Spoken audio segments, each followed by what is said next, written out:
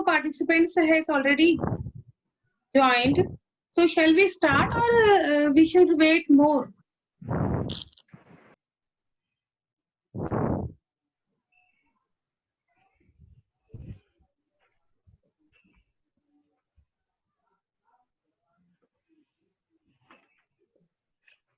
As you say, ma'am, we are good to go. So whatever you say. Let's wait another 3 minutes more. Thereafter, we will start. Okay.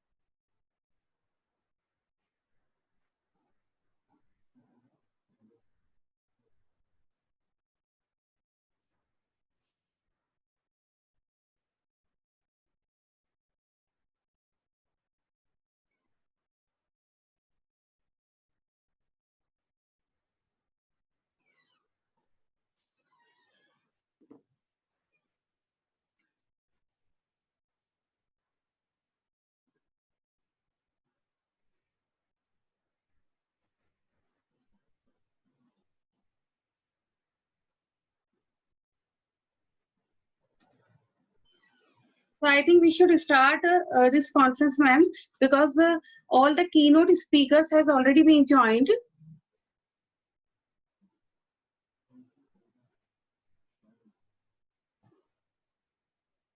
Thank you everyone to join. Kavita ma'am, shall we start? Yes, ma'am. Okay. Good morning, everyone. With the permission of all dignitaries and chairpersons, I start this conference. Success is not the key of happiness. Happiness is the key of success. If you love what you are doing, you will be successful. A very good morning to everyone present here. I, Dr. Kirti Agrawal, on behalf of ARIHANT College, Indore, University of Unijoyo, Madura, Indonesia, IDEI, Indonesia, Global Research Foundation, Delhi, take this privilege to warmly welcome to all eminent dignitaries, invited speakers, guests, delegates, faculties, students, and all audience who are watching this conference live on Facebook and YouTube in this first international conference on projection of global trends post the pandemic control. My heartiest welcome to all invited keynote speakers, Dr. Manoj Kumar Chaudhary from Trunojoyo University, Kathmandu, Mr. Roger Phillips from Globalpreneurs LLC, New York, USA, Dr. Mohammed Wildan from University of Unijoyo, Madura, Indonesia, Professor Mia Kusmiati from Yasa Angana College of Economics from Indonesia, Professor Wanda Jema Hidayat from Indonesia, Professor Suci Hanmanto from Indonesia, Professor Moha Rizkiadi from Indonesia, Professor Mokammad Ali Imran from Indonesia, Dr. Gaurav Joshi from LPSIM Delhi, Mr. Mohit Dikshit from Gurgaon, Dr. Kavita Kasliwal, Chairperson ARIHANT College, Indore, and I also welcome all technical chairpersons, Dr. Anas Iqbal, Director, Vishisht College, Indore, Dr. Geeta Nema, HOD IIPS, Devi Ahilya University, Indore, Dr. Sameer Gopalan, HOD, Indus University, Ahmedabad. Dr. Yaduvir Yadav, Rajasthan University. Dr. Avinash Pawar from Pune. Dr. Geeti Sharma, Director, IMS Ghaziabad. Dr. Sahil Gupta, IMS Ghaziabad. I heartily welcome you all, sir. Your gracious presence means a lot to us. Prayer is not asking, prayer is putting oneself in the hands of God. As today,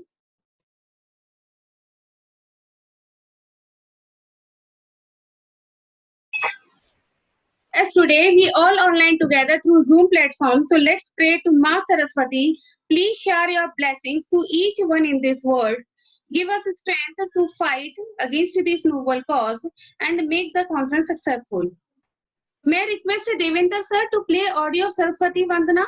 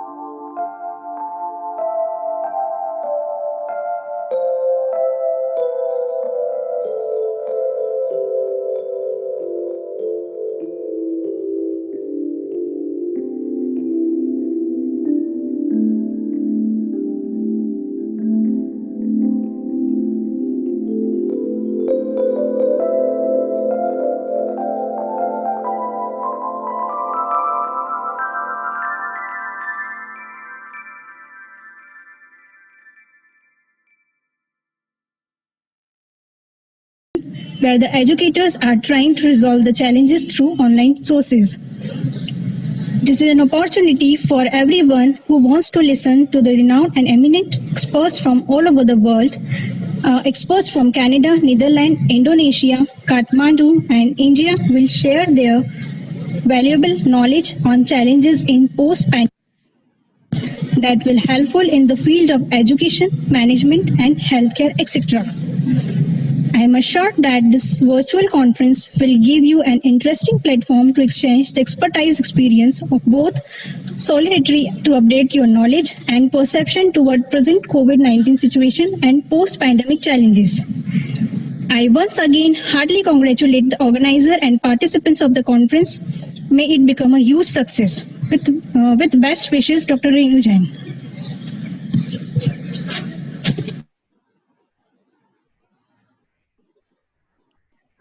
Thank you, sir. Now may we have the message from the Honorable Registrar, Dr. Anil Sharma, sir, of the Devi Ahilya Vishwavidyalaya, Indore.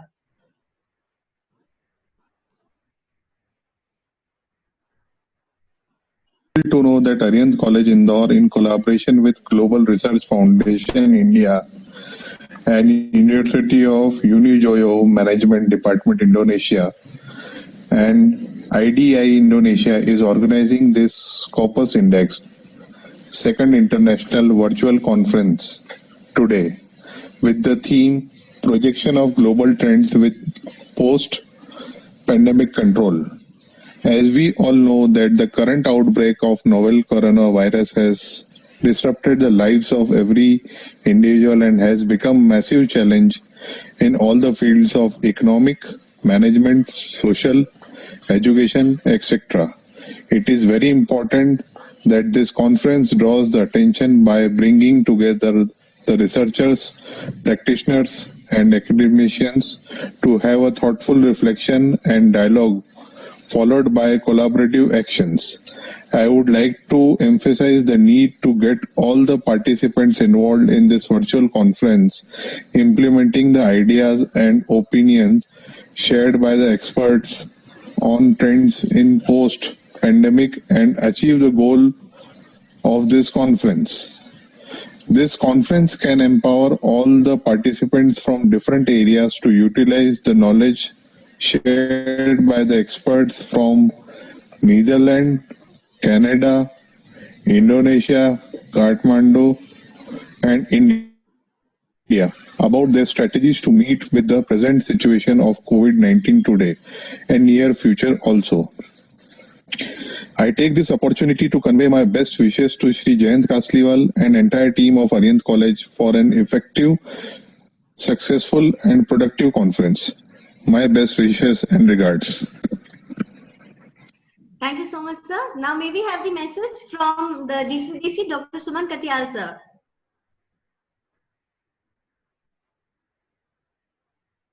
In collaboration with Global Research Foundation India and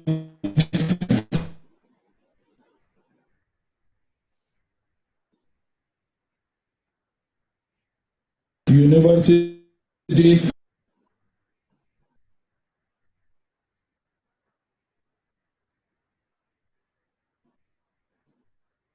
virtual conference on Saturday. The theme projection of global trends post the pandemic control. ARIHANT College Management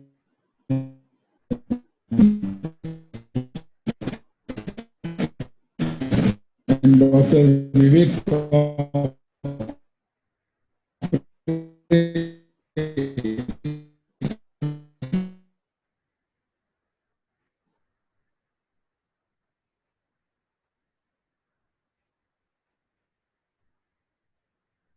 and international world invited for the conference.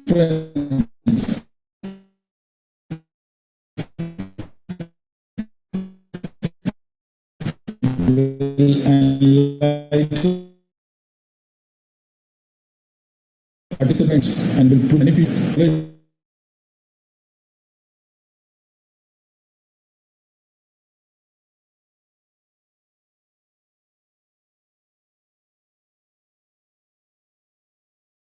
challenge of COVID-19. Dr. Sumant Khatiyal, Director, College Development Council, Devi Ahilya University. I'm sure we've all received the good messages, the motivation we've received from the honorable post holders of our university. And without taking much of your time, we would like to start with our speakers. We are all eagerly waiting to get the knowledge from you.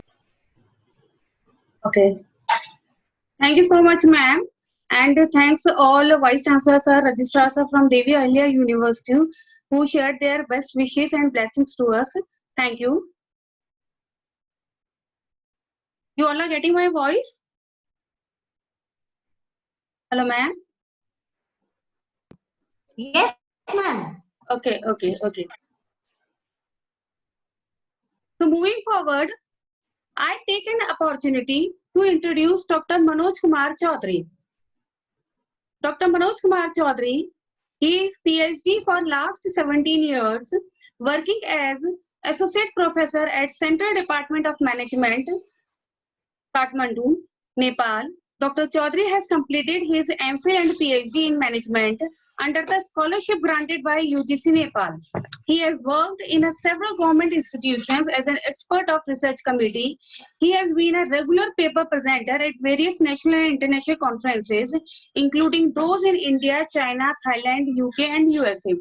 A writer of several books like Entrepreneurs and Competency Development, Business Development in Nepal, Project Management, etc. May I request Dr. Manoj Kumar Chaudhary to express his views on projection of global trends post the pandemic control and higher education scenario. Manoj sir.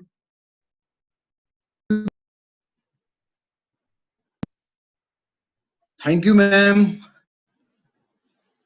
for your Sir, your welcome virtual and background is not introduction. clear. Sir, your virtual background is not clear. So please, Okay. please hide the virtual background. Now it's okay, ma'am? Yeah, it's okay. We want to Yeah. see you. We want to see you also, sir. In whatever the condition you are sitting over there, we just want to see you, sir. Okay.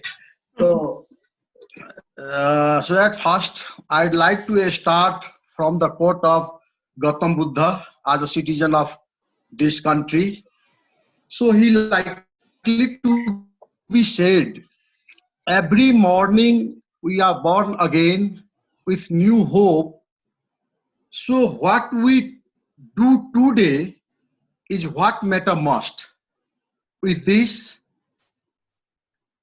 good morning and namaste everyone. First of all, I would like to express my sincere gratitude to the entire team of host of the conference for providing me this opportunity to express my points of view at this moment. So respected all, actually it is a high time to observe the very remarkable consequences of overwhelmed effects of pandemic on lives of people in the world through many ways, because a spillover impacts of COVID-19 has been seen almost every sector globally. I mean, no country, no company, no sector, no one is far from its effect. So at this onset, countries are now rushing to save people a style of lives in and after lockdown and prescribing health preventive measures to follow day to day. So it is an imperative to think seriously about the post-control of the ongoing pandemic effects in their national setting. So considering my time, I would like to highlight some of the glaring issues like how to survive at present, how to revive, and how to sustain our economic condition and stability. And in the context of all these issues, I'd like to relate with the Nepalese context, because Nepalese context is discerning to the theme of the conference. Because as you know, Nepal is a landlocked, least developed country in a South Asia, as a border by China in north and the remaining part of the India. So moving on this, I'd like to show some PPT slide.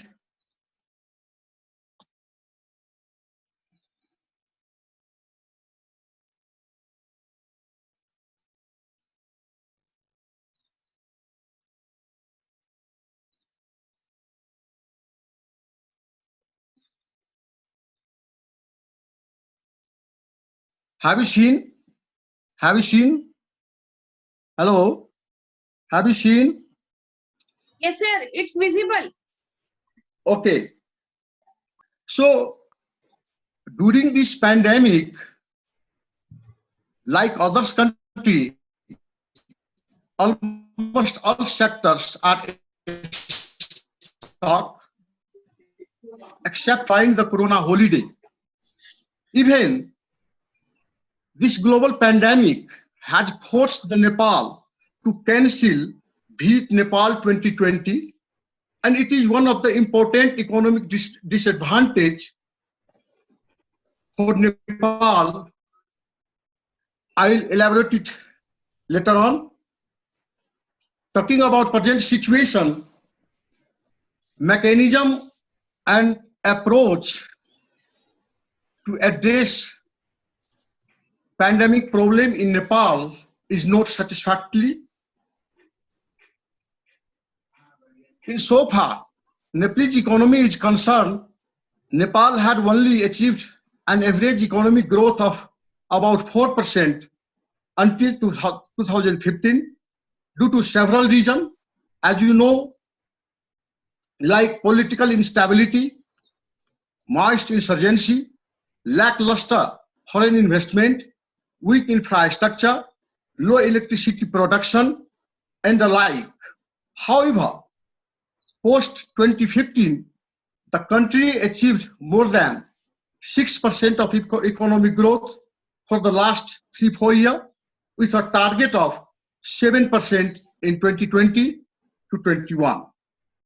But the global pandemic shock looks to derail the Nepal plans and achievements.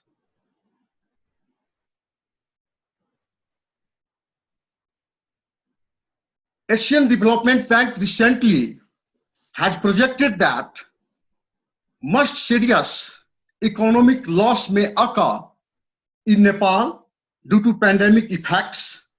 So based on this data, it can be presumed that a decrease in GDP and economic growth is inevitable in Nepal due to landlocked, open border, and remittance-based economy.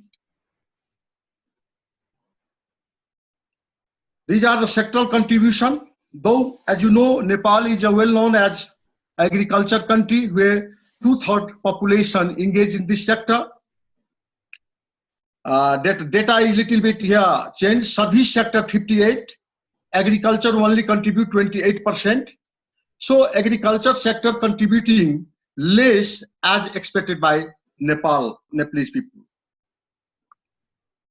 Remittance, as you know, Nepalese economy is based off to some extent based on the remittance income.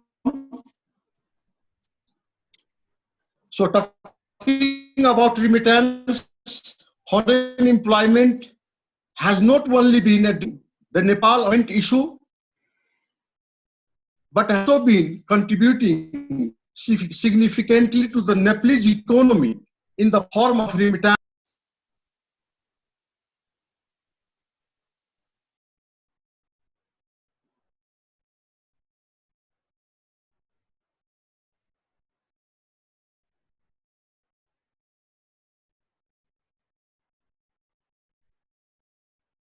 Reducing import item, therefore government will give a time frame along with necessary supports that clearly ensure Nepal will self-depend on these things within this much time.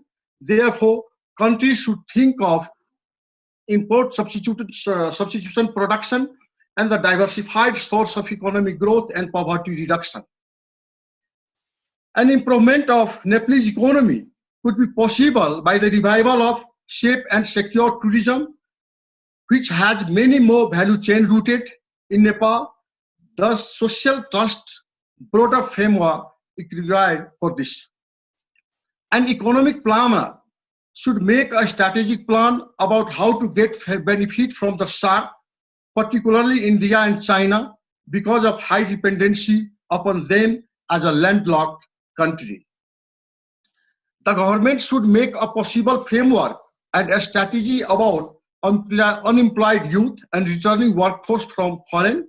So country should immediately think about the option of which area are to be used and what is the option being in the country. So policymaker must identify their ability, skill and interest and then provide them refreshment, class and training program to use their effort and capacity in the country to the robust Nepalese economy. I'm talking about here capital flight up to rupees 40 billion every year is becoming a critical issue in Nepal, caused by large number of students going abroad to earn quality education, job, decent life, etc. Therefore, government should focus on quality and skillful based education, policy, employment generation, secured environment, efficient public service, and the like, which could be reduce the amount of capital outflow in abroad. Due to the pandemic and economic issues coming into worldwide, government should give an attention to the integration of global knowledge and change to local knowledge in order to optimize collective intelligence about global and regional network with the local ecosystem. Therefore, the country should focus on to promote innovation and entrepreneurship in emerging economy as the basis for sustainable growth. Now the government has paid key attention to one thing is that what government think to reduce the country self-reliance, and everyone should agree with this too. So at all, for the pandemic recovery, the private and government sector role jointly should solicit with a PPP, public-private partnership model for the family relief of an economic growth and stability. And at last, there is no complex and secretive. As you know, I'd like to say in developing country, or in particular talking about the Nepal, corruption takes place in a center. Almost all economic player and their agents are highly politicalized. So there is no complex and secretive policy to develop country like Nepal and to take out pandemic effects and poverty elimination. Everyone know all these things. The only need is pure and pain, no theory work between corruption, racism, favoritism, and bribery. Jerry facts rights. It's not that mysterious what to do to end hard situation. We have already known what practical solution is, and it is our reach. Therefore, the least developed country like Nepal don't need to test again on what the ad has already been used in their practice, but country need to develop a good governance practice in their system.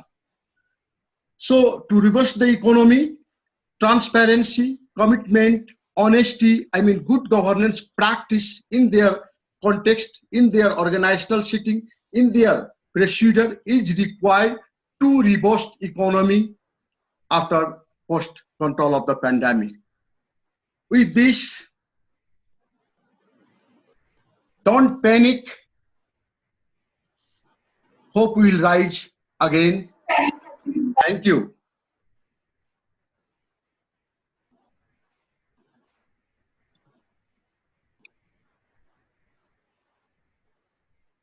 Thank you so much, sir, to enlighten us.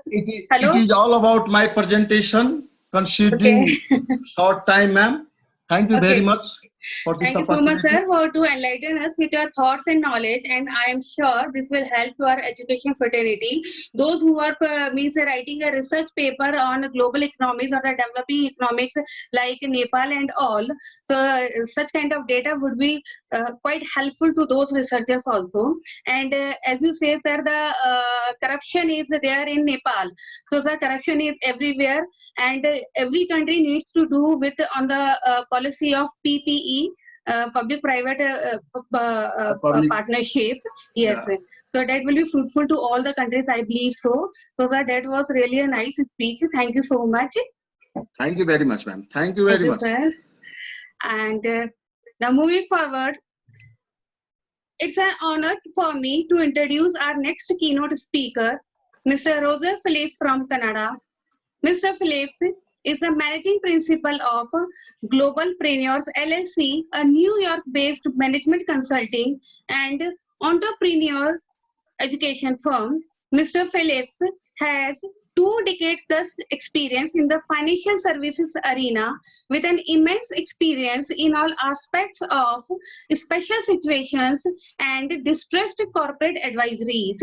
His leadership and experience in global corporate turnarounds and restructuring is highly regarded.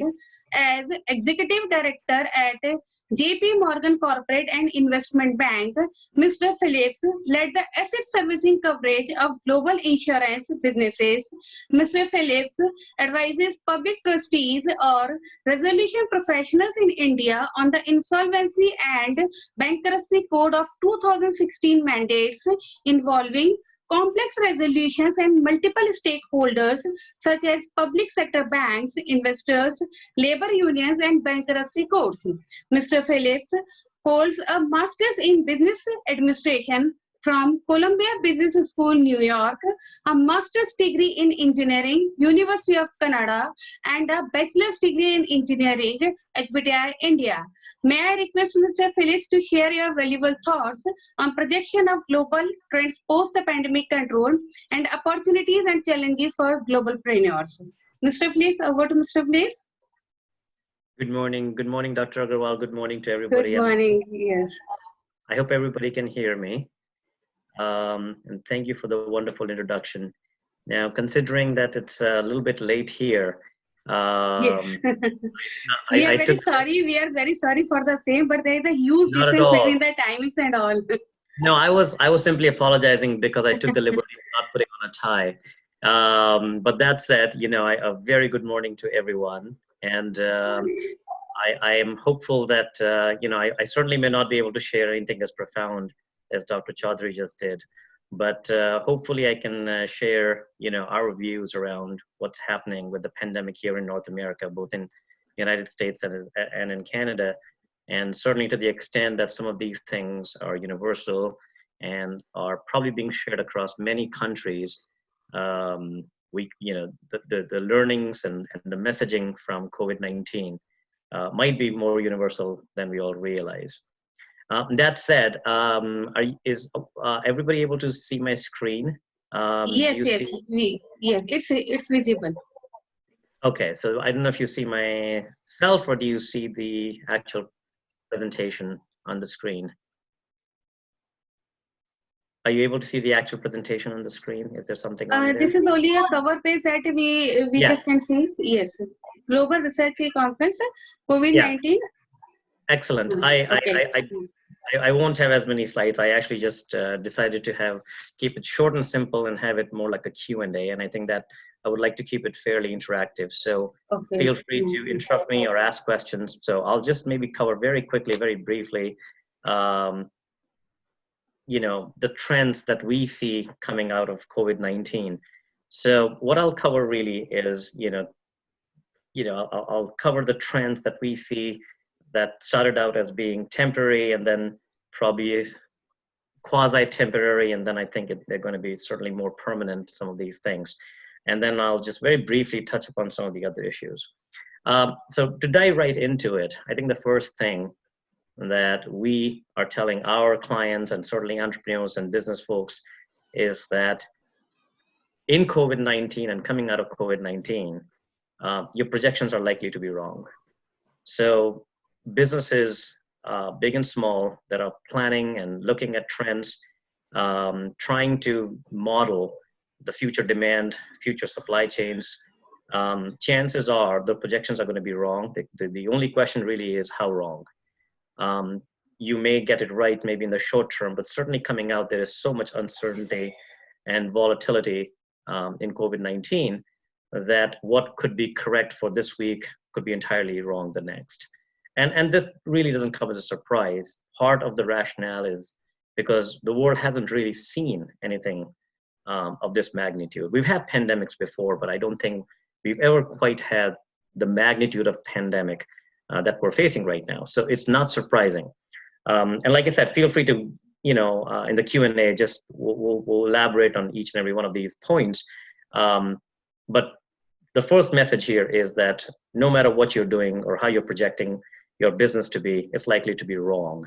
And then the question really becomes, how do we improve our modeling around the future, and how do we do our business planning around the future? The next trend that is probably not going to be so temporary, and I think this doesn't come as a surprise because each day you read the news, more and more companies have decided that they're no longer going to have all of their employees in an office location.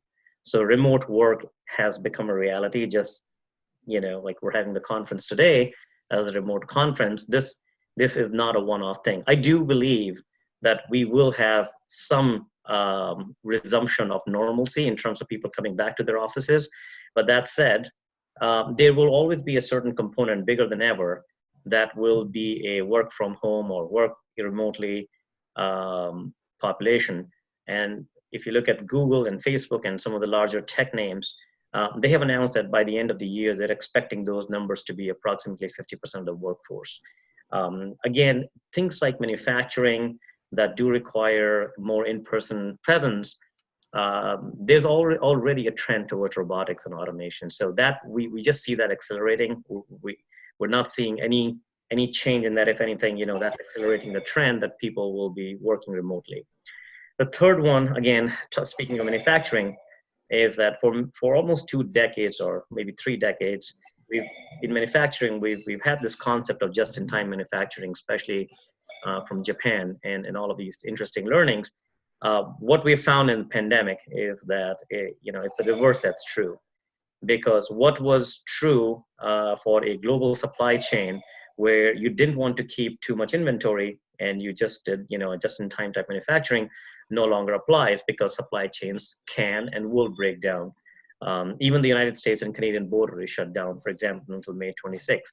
So you had 3 months of world's one of the largest trading partners shutting their borders, United States and China shutting their borders. So in a world where you have geopolitical boundaries that are just being shut down, obviously, supply chains will have a very hard time trying to get goods across. And there needs to be a higher provision for inventories for goods. Moving on, everything will move online. So we've noticed, obviously, there's, for the last, again, 20 years, there's this big push to take things online, whether it's ride hailing or ordering, things from Flipkart or Amazon. Increasingly, that trend will become real. Literally, from ordering groceries to online concierge for elderly communities to all kinds of services that'll move online. Telemedicine. So in the world of medicine, again, no surprise. Certainly in North America, I know this trend's picking up everywhere globally. We're noticing that, obviously that this trend on telemedicine, now clearly there are issues with telemedicine, there are legal liabilities and so on and so forth. So the one area where you absolutely need an in-person presence is medicine. Nobody likes to get treatment from a doctor who is literally treating you, over a computer or over a camera. But that said, even in a field of medicine where you would never have imagined that, there will be, remote treatments, increasingly telemedicine will become a reality for routine procedures and routine checkups. And you will realize that, the visits to the doctor will become more and more specialized. In terms of business, moving number 6 there, we're saying we're going to see an increased hygiene, but we're also noticing for publicly traded companies, we've handled in early 2000s. And then, of course, after the 2008 global economic crisis, we had almost a mandated chief risk officer position or chief governance officer position. What we're finding and what our view of the world is, you are going to increasingly notice a regulatory requirement to have chief medical officers on corporate boards to literally focus on the medical aspects of what is going on, and then translating advisories, state level advisories, onto corporate level advisories and help with the planning for the businesses. So I do think there's going to be a creation of a chief medical officer across the board. Stay closer to home, again, not a surprise. Travel's been really hard. But I think what's even more interesting is the number of people that have faced uncertainty in the world. So in India, obviously, migrant labor has been a very big issue. But that issue is not endemic to India alone. I think it's true globally. Obviously, maybe not to the spectrum society that India's faced, but certainly the trend of globalization, where people obviously would travel for work or whatnot. Suddenly, people are taking a second look at things and realizing that being away or too far from home is not a terribly good idea. And so travel will certainly be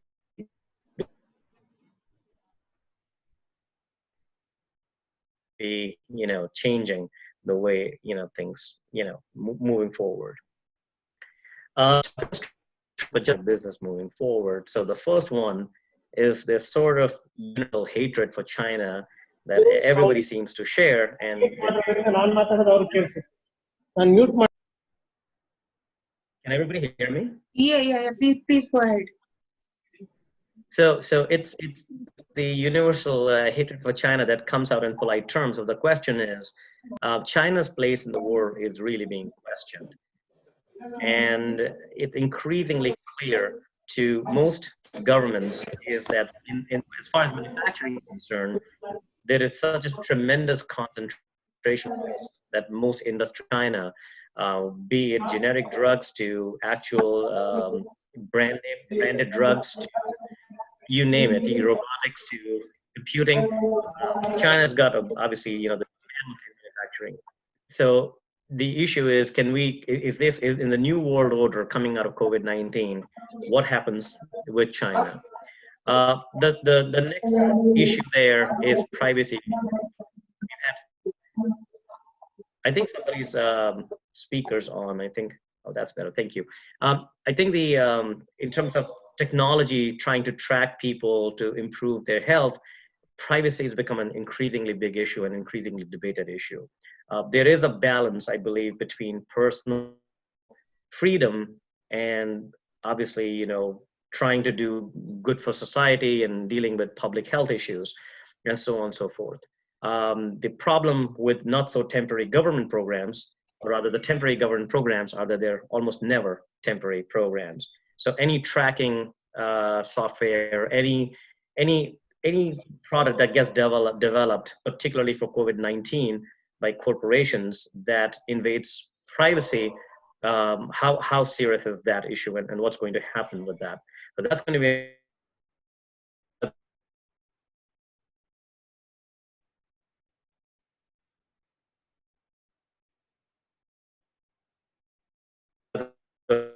major issue in the world of business. And then finally, so in the United States, it's obviously Republicans versus Democrats. In Canada, we have liberals versus conservatives.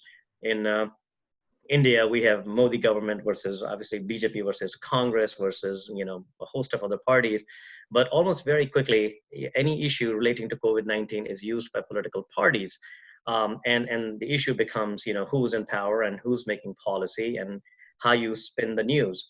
So you will see different takes on the same issue and the same data, where a party could use it to create a negative messaging or a negative campaign, and the other one will spin the exact same data for a positive campaign, which then leads us to the final issue is how much do we trust our governments? And there's a general lack of trust. I think across the globe, and it's a universal trend that most democracies are facing right now, again, from the United States to Canada, people are questioning how safe can their governments, both all the way from the national or the federal level down to the municipal level, how safe can they keep their constituents? How can they protect? How much can they protect their constituents? How much economic support can they provide to their constituencies?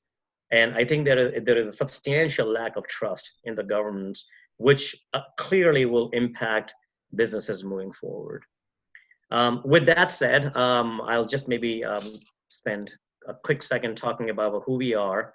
We're a New York-based firm that focuses on an advisory side of the business with our businesses, particularly with distressed businesses and businesses that are looking to get help in the current environment. We are assisting a few unions that are facing pressure from companies.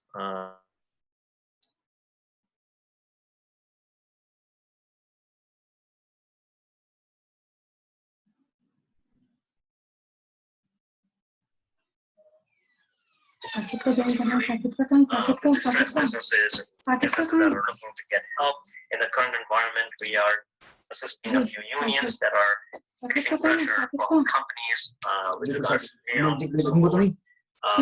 We also have advice for the educational arms. Anything I can answer, please feel free to ask.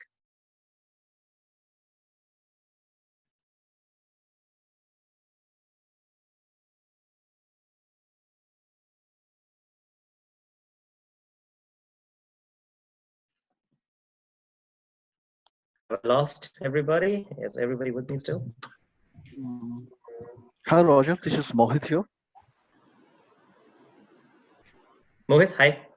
Yeah, hi Roger. So actually, Hi. I was just thinking about to have your opinion since you're from North America. So before COVID, already there was some movement regarding the talent retention of regional workforce. Is there any change? Do you expect that will occur after post-COVID or post-COVID moment? There will be some changes in the strategy that US and Canada is having towards overseas workforce. Like H1M visa was halted, and Canada has some 2 years of temporary visa province for overseas working population. So do you see any changes in that after COVID? So the question is,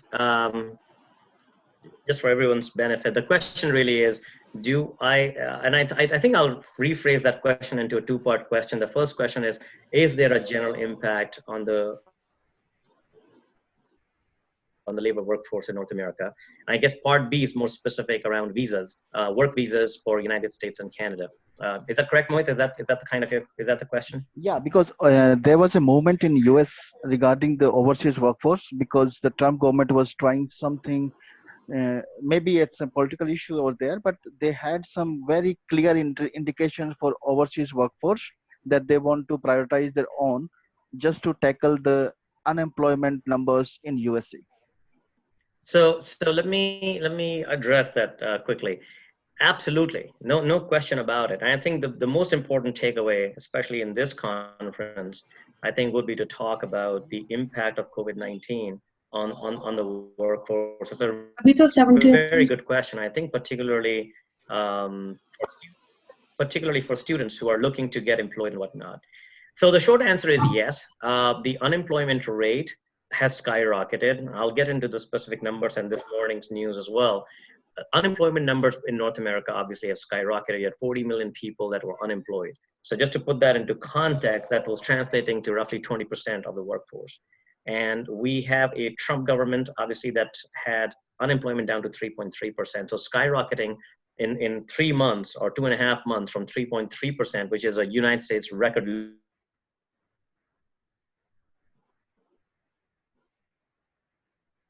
low, to 20% is a tremendous shock to the system. And we were expecting 75 million job losses, we had 3%. So what has really happened is that unemployment has skyrocketed. There was obviously a concerted campaign to bring jobs back into the United States, particularly from China. There are issues with India too, and I'll get into H-1 visas in a second. There is an issue where you have to balance, labor and capital. So you can't have a situation, and it's unsustainable, where the United States has continued to fund indirectly, talent, countries, so on and so forth. And so there were already a trend where H-1B visas, for example, had been reduced or limited. Traditionally, there are about 67,000, of which you really had to, demonstrate that you truly were needed in the United States. Unfortunately, that visa process had been abused over the last decade quite tremendously. Removing those abuses in the system is actually a cleanup of the system. The number of actual visas were never reduced. What has happened is that the diligence around granting these visas has become a lot stricter. So what used to be a straightforward process where people would turn a blind eye has become much cleaner. That's what's really happened. Beyond that, a lot of it is politicking and posturing, but hasn't really changed. But back to, by the way, similar trends in Canada. There is a concerted effort for America First. And just like India would have India First. So on a national level, obviously, every country must consider its own interests. But that said, how do you see the change in the financial sector? How do you Sorry, is there a question there? Sorry, I'm hearing someone. Hello? No, you please continue. There was some voice from other mic. Oh, okay. So you again have a situation where you have a high degree of unemployment both in the United States and Canada with COVID-19. So some of these work programs will change. The requirements, obviously, you have people who are looking for jobs in the United States and Canada, citizens and permanent residents.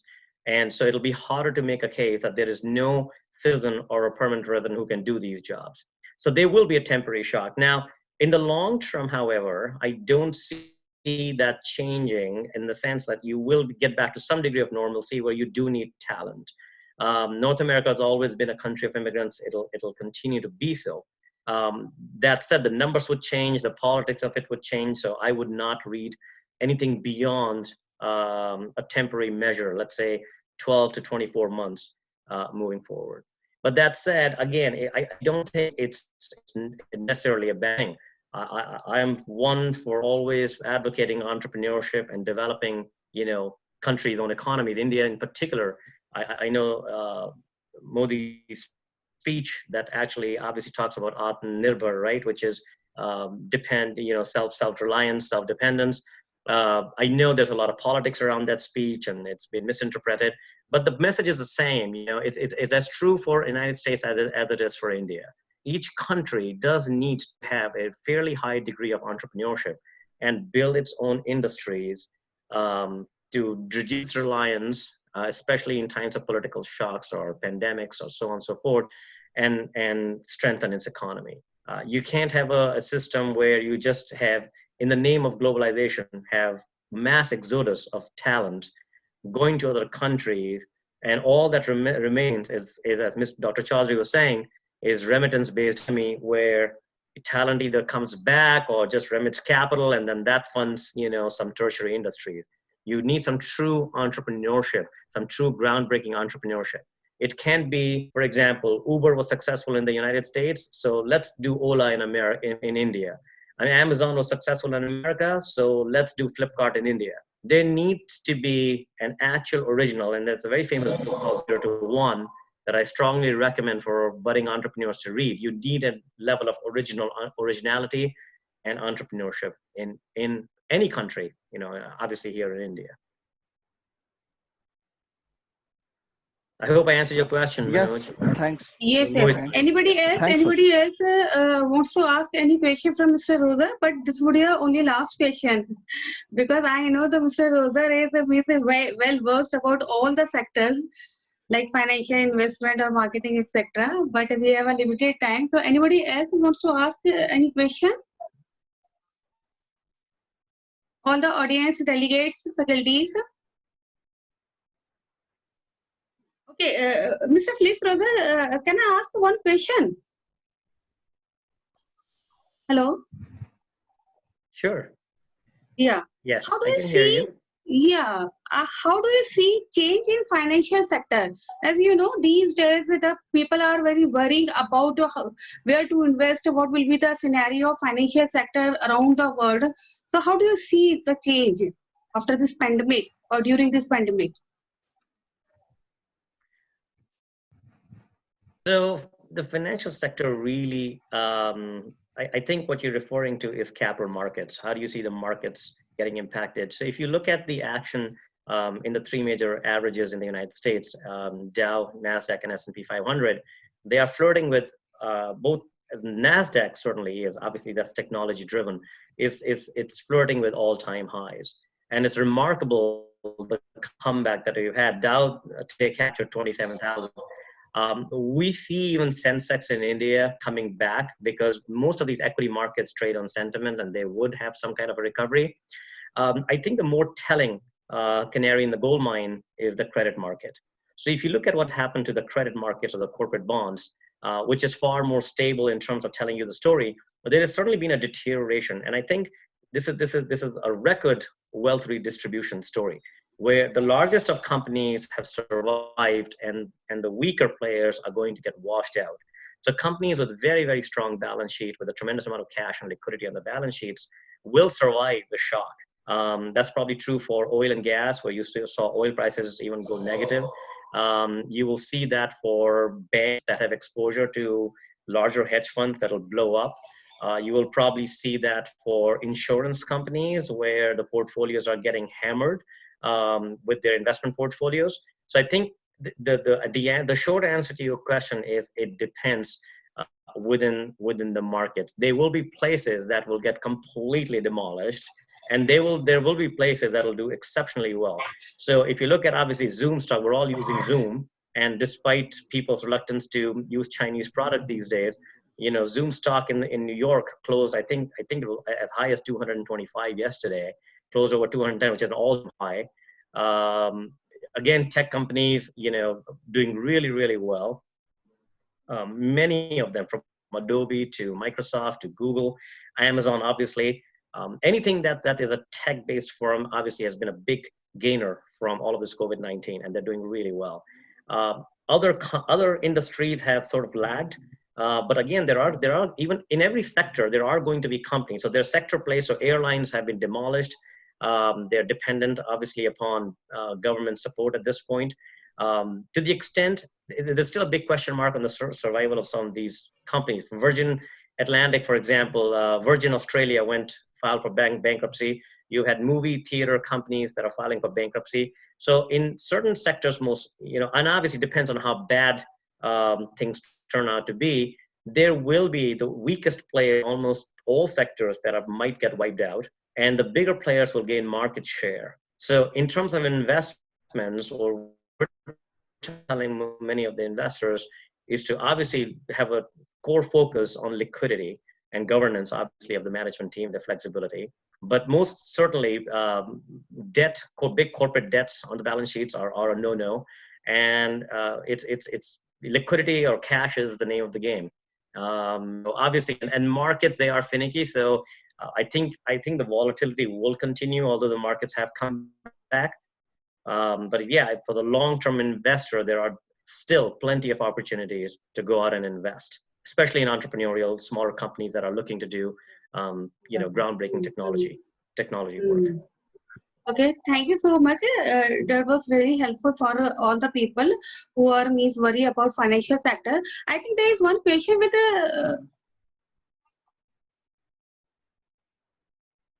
there is one question that Mr. Gaurav Modwal wants to ask. He just joined. Oh, hi Gaurav. Hi Roger. How are you? I'm doing fine. I just wanted to know, what do you think about the education sector per se? You were talking about the H-1 visas, and how do you see education changing? So before I answer that question, I think it's only fair disclosure to tell everyone that Mr. Modwell and I have known each other since we were 15 years old. And so I have known Gaurav, and I have the privilege of, being a friend of Gaurav for the last 30 plus years. And, it's a question that I think he probably will probably answer better than I would. But that said, Gaurav, is the question, how do I see the education sector evolving in terms of different industry, like different areas, or are you talking about from one country to another, or just the online versus traditional school models? Is that really the question? More on the online versus the traditional models and what's happening in the US, because I hear that a lot of them are now signing up with large tech companies and probably would have a lot of liquidity crunch as well, because the repercussions of that on a lot of Indian students who are there in US, Canada, UK is going to be severe. So in short run, yeah. So that's exactly correct. So, yeah, there's news about that. How do you see it? So that's exactly right, Gaurav. I think what you will notice is there is an increased, and let me split that question into two parts. There is the online versus the traditional, in-classroom model. And I think what will happen is, as people take their classes remotely, what's happening right now is at the secondary school system and at the university system. For example, the University of California system, McGill University here in Canada, even University of Toronto, University of British Columbia, they have all announced that classes will resume in the fall, but they will all be online classes. And what that means is there is a fairly high degree of non-uniformity. And what I mean by that is that it depends upon the professors who are actually teaching these classes and how they're going to conduct these classes. So you have situations where online means different things to different people. In some cases, it's as simple as you like turn the video on and you literally listen to, professor, or you listen to them, look at the material, and then you do the assignments and so on and so forth. And then you have the classroom model where it's being done remotely, but you actually have a live professor and a live session.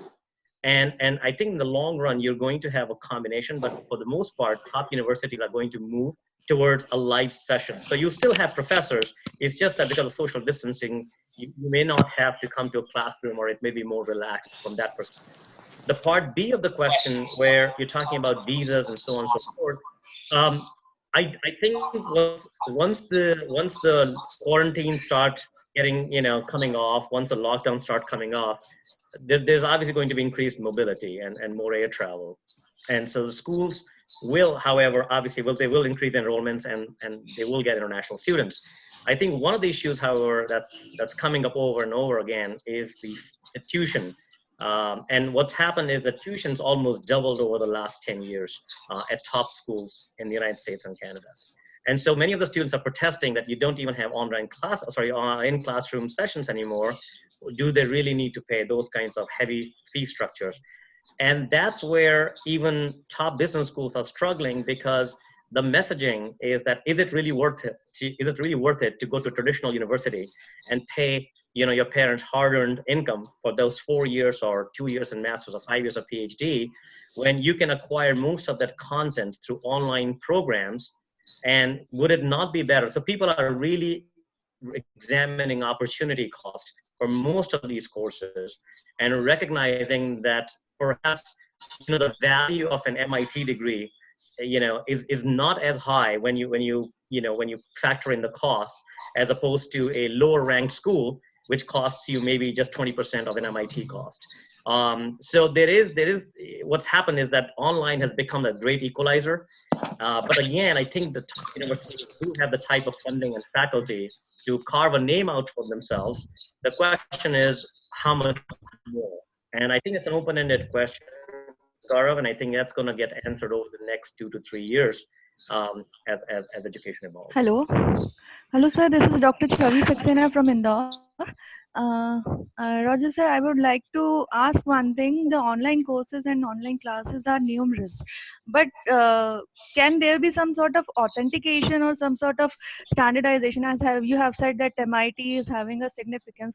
So if a significant institute is providing some sort of degree, so there should be some parameters or some edges that should be marked that this is a class A course and this will be the class B course, and that type of education system may arise or evolve due to COVID. So that's an excellent question again. And question is again comes down to credibility. What has happened traditionally in the US, for example, and it's certainly true for business schools, is you get a ranking, and then you had a story where different rankings would rank schools, differently. So you would have a Columbia coming in at #1 in Financial Times, but #7 in Business Week rankings. Over time, what has happened is people have recognized what the top schools are in each industry, whether it's engineering or business, and so on and so forth. And these have been loosey-goosey rankings, but are generally well-respected and well-regarded. There is no hard and fast ranking of any program per se. And the same is true. The same is true in India. The IITs and IIMs obviously, enjoy that privilege. Now, that said, obviously, it's going to be much more competitive when it becomes online, because what used to be a traditional education model is being modified significantly. And it'll depend much more on the faculty or the people delivering the program as opposed to the name of the institute. So you will have a situation where the question will become what one is studying and at which place.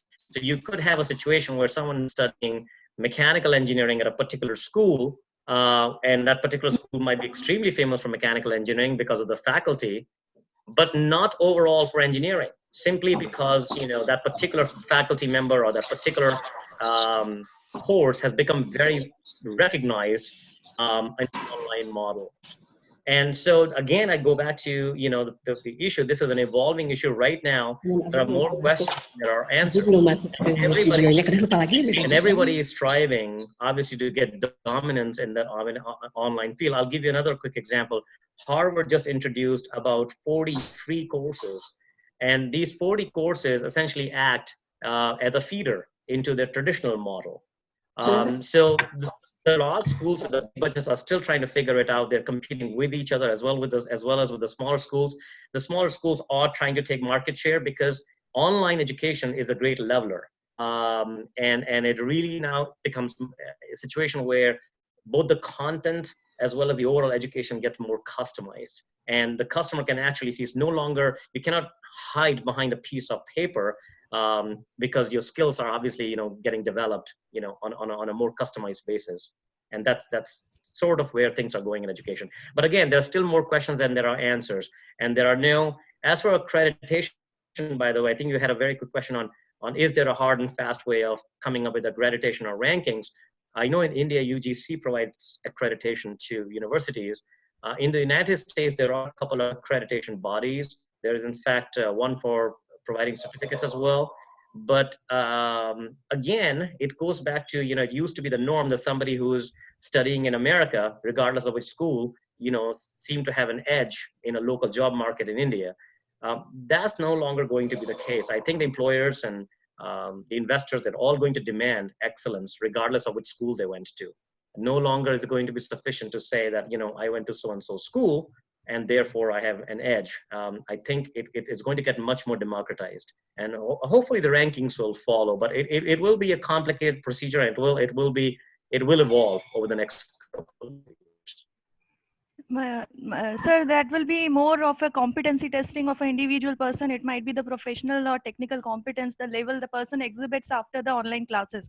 That will be the real metal of the person. I think so. Well, that's always the case. Even that's true even today. The issue is how do you test it?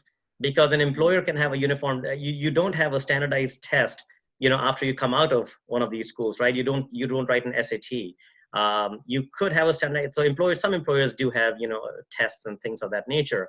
But again, I do think it depends on, like I said, it will be an employer's market clearly moving forward, and they will demand. They'll become even more fickle in who they hire or who they fire, and people who, you know, who seem to hold promise but are not delivering. I think the employers will lose patience with them very, very quickly, far more than they initially used to. I think that's just the reality of the workplace today, and it's going to be extremely competitive. It's going to be, and it's not going to be ideal either. So let's not fool ourselves into thinking that the world is suddenly going to be, you know, running perfectly in these areas. I still think there is the overhang, and there will be, quote unquote, a return to normalcy of some sorts. Online education used to be poo-pooed. I mean, I would never want to hire anybody who got an online degree. Now, you know, it depends. It may not be that people are that averse. I think people are still averse to somebody who just acquires a degree online, but they are willing to probably give them a second look, because they'll be testing their skills and knowledge and not dismissing them just because they received education online. Thank you, sir. Thank you so much, sir, to share your valuable experience, which will help all of us to take proper decisions and work further. I know there are a lot of people, they just want to ask many questions. They have many questions. So in between, because you know, there is a time constraint. So by the time passes, if we get some time, so anybody can ask a question from Mr. Felix Roser. So now this is a time to move on our next speaker.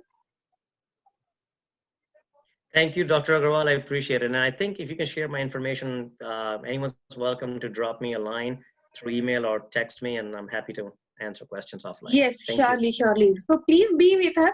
You are not going anywhere. Okay. Let me take an opportunity again to introduce our next keynote speaker, Dr. Mohammad Al-Kiram Wildan. Currently, Dr. Wildan is the head of management department, University of Unijoyo, Madura, Indonesia, and the Secretary General of IDEI and Associate of Economic Doctors in Indonesia. Dr. Wildan, in education as a lecturer for 25 years, he is a certified CHRMP in Human Resource Management in Indonesia. He has been working as an external examiner in 20 years. He is also the founder of the Accounting Services Office in Surabaya. One of its services is to provide management information system and IT services. Therefore, in the midst of this pandemic, he has innovated to create an integrated online learning system which is connected to all university systems, because he strived to realize educational equality, that everyone must be able to access education properly.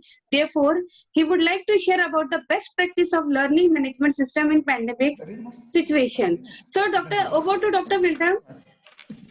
I request Dr. Wildan, please express your views on best practice of learning management system in pandemic situation. Yes. Okay, thank you. Welcome, sir. Moderator. Yes, from Global Research Foundation. Thank you very much. Thank you, sir. Bismillahirrahmanirrahim. Assalamualaikum warahmatullahi wabarakatuh. Good afternoon, ladies and gentlemen. First of all, I would like to introduce myself. Although our moderator have introduction my name, my attributes. So my name is Muhammad Al-Kiram Wildan.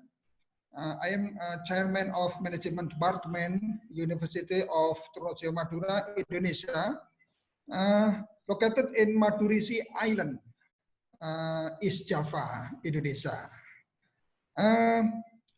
I think we are sure that COVID-19 is very influential in all sectors.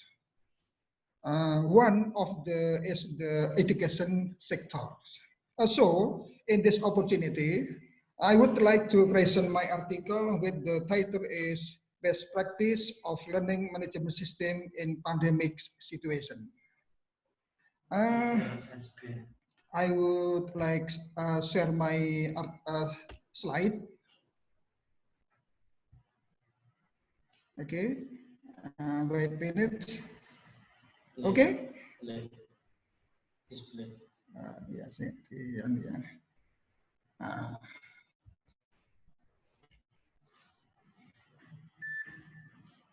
My institution in management department about middle July, my system is I want to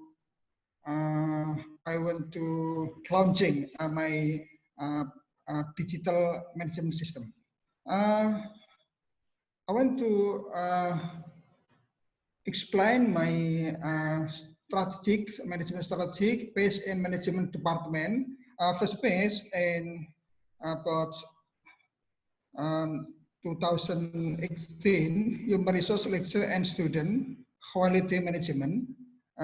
Second phase 2019, ISO blah blah blah blah, strengthening curriculum digital data collecting. Third phase 2020, digital application pandu daring, QA, and final phase so-called recognition of management department of ASEAN in 2022. Three main purpose in development the system. Number one, improve information. So improve information is very important. Our culture, our tool, our style in global. Number two, improve data safety.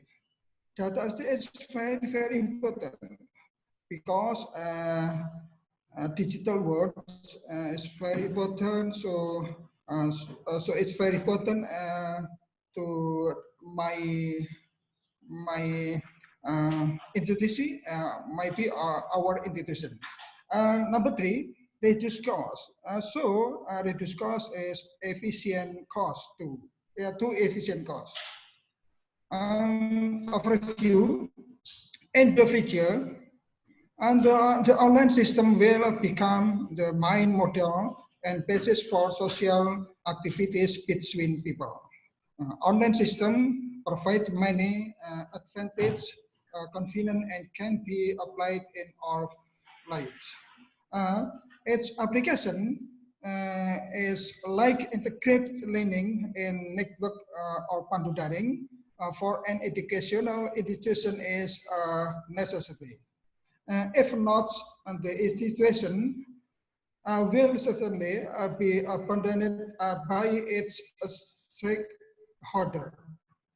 They will switch to institution that use online learning system. So my system became two tool system, people and cultures. Implementation, my system, I want to implementation software as a service. It's a software licensing and delivery model in which software is licensed on the subscription basis and is currently hosted.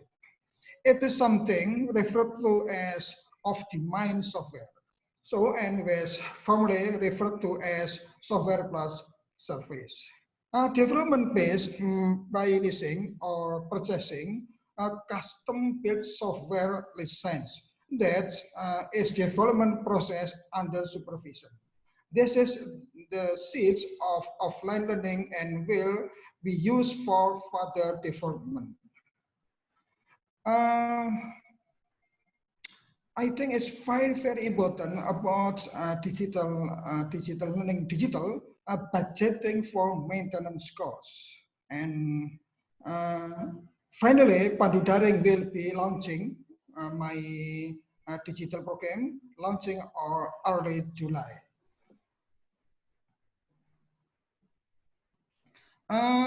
Advantage Pandu Daring, my system, all of our connection with the system order on campus by using which API, application program interface.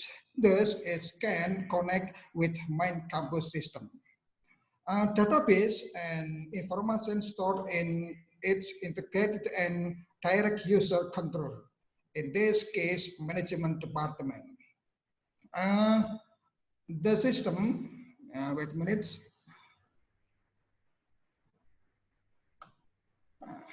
And this system is simple because it is encoded with the customized by campus itself and also allows to connect with other universities, both local and foreign university. Another possibility is to wait for the 5G connection on national implementation around 1.5 to 2 year, which will certainly increase the speed of the internet connection while reducing the price of the subscription. China immediately 6G. And the phenomenon of video conference is interesting, and we have enough resource to apply it on Sibat Daring platform or Pandu Daring platform, but the cost is quite expensive, especially its bandwidth. Pandu Daring roadmap, Pandu Daring roadmap my program about learning digital. Number one, teaching evaluation. So online exam system, a bank of question, student questionnaire for lecturer perform. Number two, student article, internet sweeper, research notes, library, and the thesis repository. Number three, human capital management of university. So, lecture as human capital management of university, lecturer credit score. What is next? I think it's very important too. What is next? Digital signature and digital certification. Application my digital learning. Pandu Daring, lecturer guideline. Number one, as usually login, username, and password, so and so on and so on. Ini maybe you can see my application for lecturer, and then guideline for student guidelines, so and so on and so on. Thank you for my presentation in the in this opportunity. Thank you very much. Maybe apologize me, maybe perhaps my speech and pronunciation is not good enough because from East Java. Thank you very much. Assalamualaikum warahmatullahi wabarakatuh.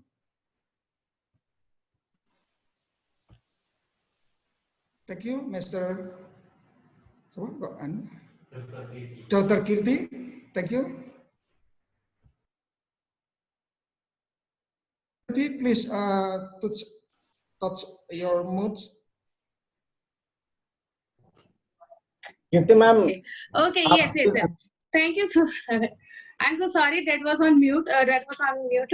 So thank you, sir, for your depth learning and sharing knowledge about LMS and how it can be helpful in pandemic situation. That was really a nice software that you displayed how the learning system can be fruitful and helpful to the people. Thank you so much, sir, to join us. Please be with us. Now, moving to our next keynote speaker, it's our pleasure to introduce today's next keynote speaker, Professor Mia Kusmiati. Professor Mia is a faculty from the domain of entrepreneurship, technology, and operations management. Having more than 50 years of academic experience, she is currently working with the Institute of Yasa Angana College of Economics from Indonesia. As a head of operations management department, she is actively working for community empowerment, development, and education with various organizations. She is also involved in pioneering social enterprises with students and broadly engaged in radio and property broadcasting in Indonesia. May I request Professor Mia, please share your thoughts on COVID-19 education enhancement and learning. Over to Mia, ma'am. Welcome, ma'am.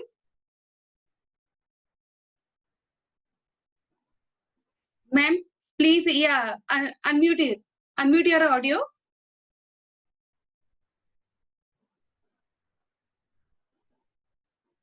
Devin sir, unmute your Mia ma'am's audio.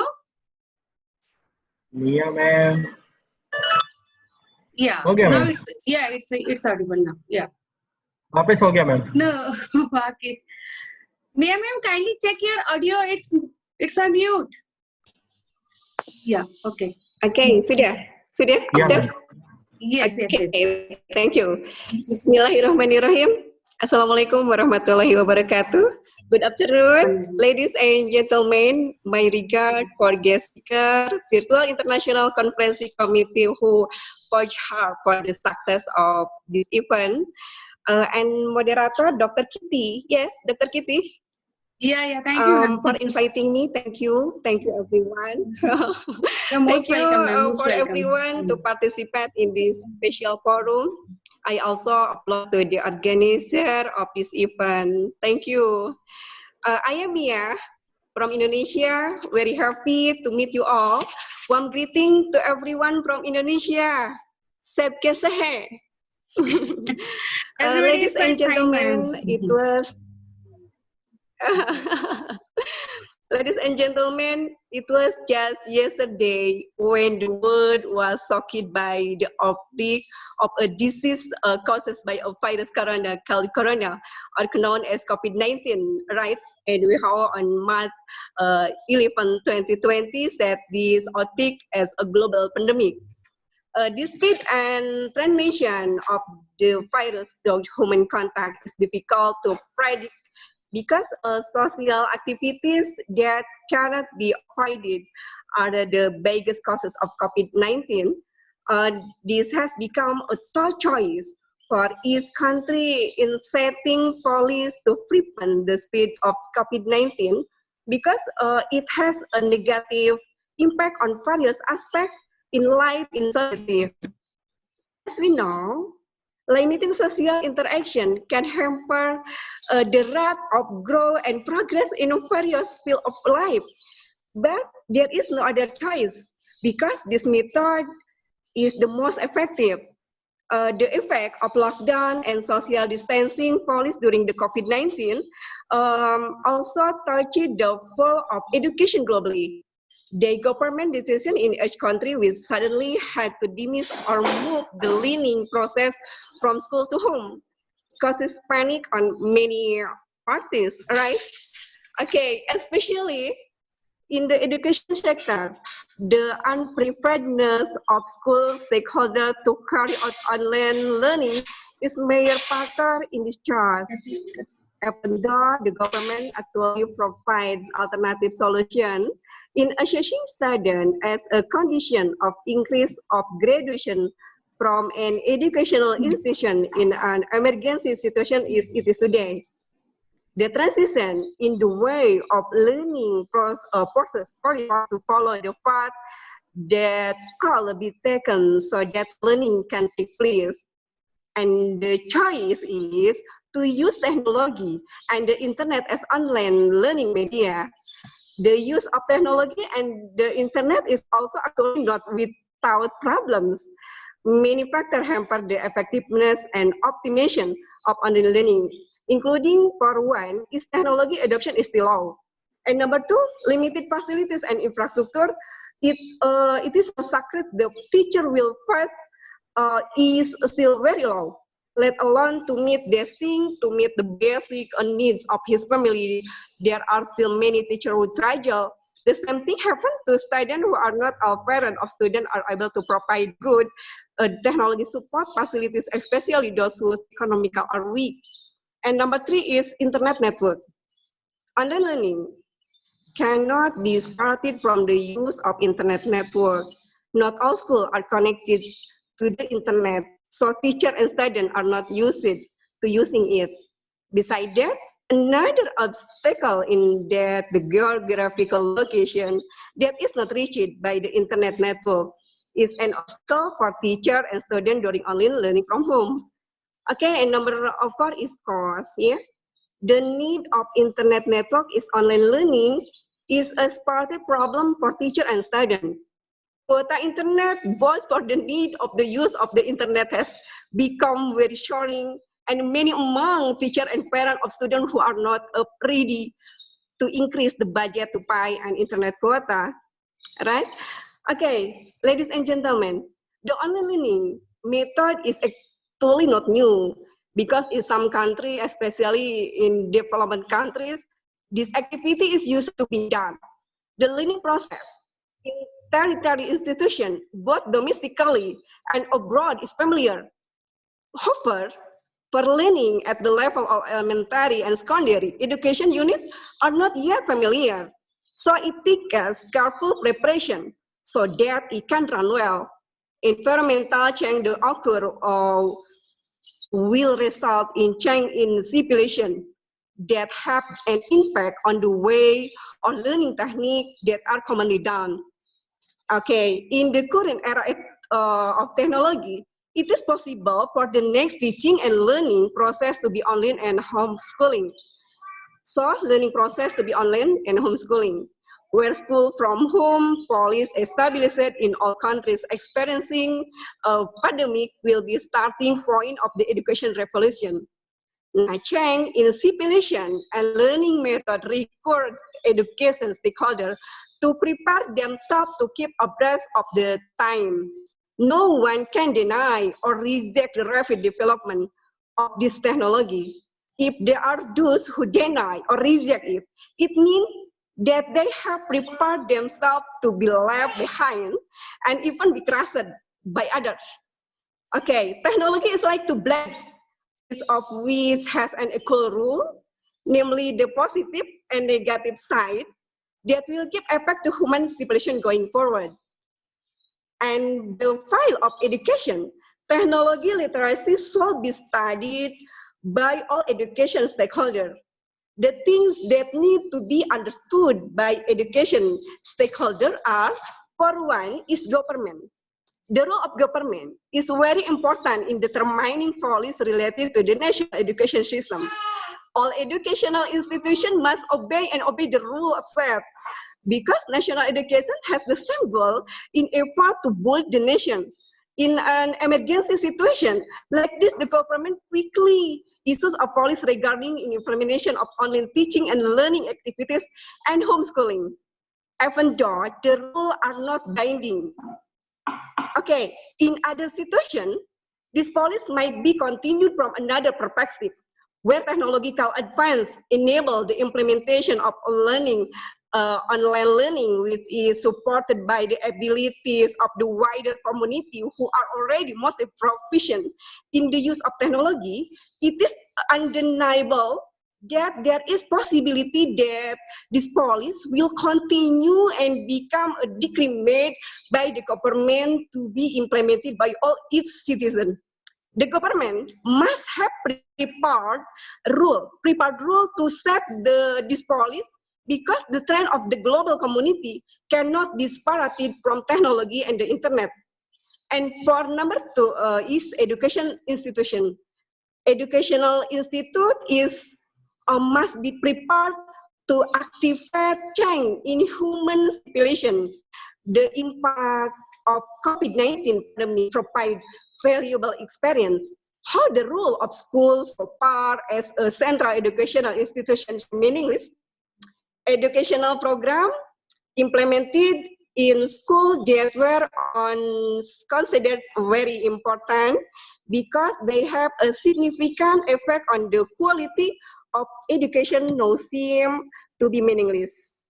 For example, in Indonesia, the government canceled the national examination and the national standardized school examination, banning the activities of gathering people and other important programs such as conferences, seminar, workshop, and support. These activities must now be replaced with activities that must be carried out online, although the government currently doesn't record all school program to be implemented online because the current situation is in emergency. However, many people believe that online activities as this time could be the beginning of a process of changing the paradigm of education from the preschool level to the tertiary level. So, the school must start thinking about the infrastructure that must be had to support online learning. One time, it is possible that the magnificent building of the school, which were initially crowded with the hustle and bustle of students and teachers, are only memories and become a learning place, which may change its function because it is not used again for teaching and learning activities. And for number 3 is for teacher. Online learning should be an awareness for teacher that their current role as facilitator is only to transfer knowledge, which will one day be replaced by a more sophisticated teacher, the machine teacher. The media to gain knowledge now is very much. It does not depend on the teacher alone, which even has many limitations. Technology can play a role as a teacher. Well, this teacher is called a machine teacher. The knowledge that is very much can be learning by using a machine. Let's say the media is the internet. Okay, with the internet, people can find out anything quickly without being limited by time and space. Finally, teachers who only position themselves as transferring knowledge already have super sophistically rivals who might be predicted to replace the role of human teacher. And for parents, through children education is the responsibility of parents, because in the afterlife, later parents will be held accountable for their respective children by God. Teaching and learning activities online force parents to be directly involved in their children learning activities. Many experience when they have a company crowded and social media, they test their experience while accompanying their children to learn online. Such as parents are often provoked by emotional because their children are difficult to manage, so they cannot stand it and want their children to return to school. Now, this incident gave awareness to parents that education children was apparently not easy. It takes quite a lot of knowledge and patience. So, with this incident, parents must realize and know how to guide their children in learning. It is, however, that after getting this experience, parents want to learn how to educate their children at properly and appropriately. Also, be aware that home is the first and foremost place in educating children, and parents are the first and foremost teacher and know the function of the host is increasing, namely is a school, while the teacher only function as a facilitator. Okay, right? In conclusion, every change must have positive and negative effect. However, everyone must be able to follow the change which is carefully limited by the norm that apply in society itself. Human are social creature that cannot possible live alone without interaction with other but locally and globally. I really hope that empathy and sympathy can continue to grow in the heart of people who have been educated heart with the capability of their knowledge, so that they are ready to fight on the battlefield with a high ability to survive in resisting the impact of the COVID-19 pandemic in the present and the future. And that is all my explanation. Hopefully it is useful to everyone. Peace for all, stay healthy, enthusiast, and courageous. Amin ya rabbal alamin. Thank you for everyone for your participation and listening. Then ya dad, then ya bad, then ya bad. Thank you so much, ma'am, for sharing your valuable inputs about education enhancement during pandemic. Thank you so much for being with us today. Okay, now going thank to you. yeah, thank you, ma'am. Sorry. And please be with us. Yeah. Going to introduce next speaker. I'm not able to see Dr. Gaurav Joshi is available. Okay. Yes. Yes, I'm here. Okay. Because I'm not able to see your video. Can you hear me? Please, I'm here. Yes. We can. I can hear. Yeah. Okay. Now the video is on, and I just. Yes, I can. Please put your video on, everybody. Okay. Now going to introduce our next speaker, and he is one of the reviewer of all papers that we have received today in this conference. He has also selected 3 best papers that will announce at the end of the conference. Now the Dr. Joshi has completed PhD in business management from GB Pant University of Agriculture and Technology.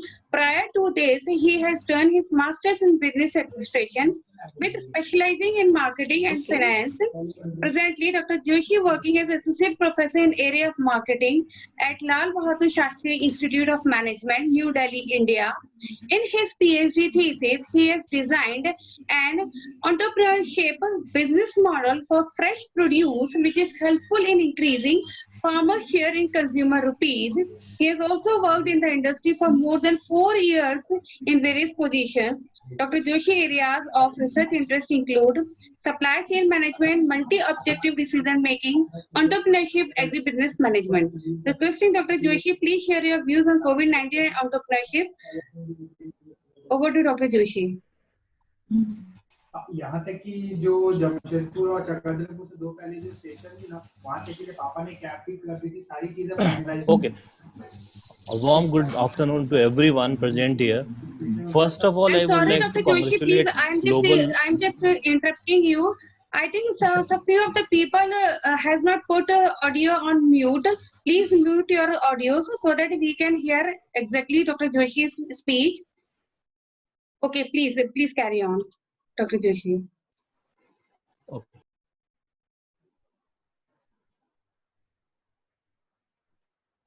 Hello. Yeah, please carry on. Okay. So a warm good afternoon to everyone present here.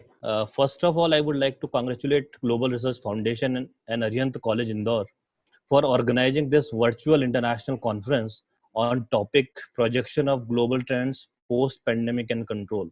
The topic is very apt during this pandemic period.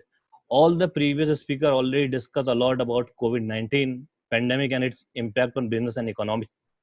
Especially Dr. Chaudhary focused on impact of COVID-19 on Nepalese economy and discussed how the business is impacted by COVID-19. And he suggested various remedies for these challenges.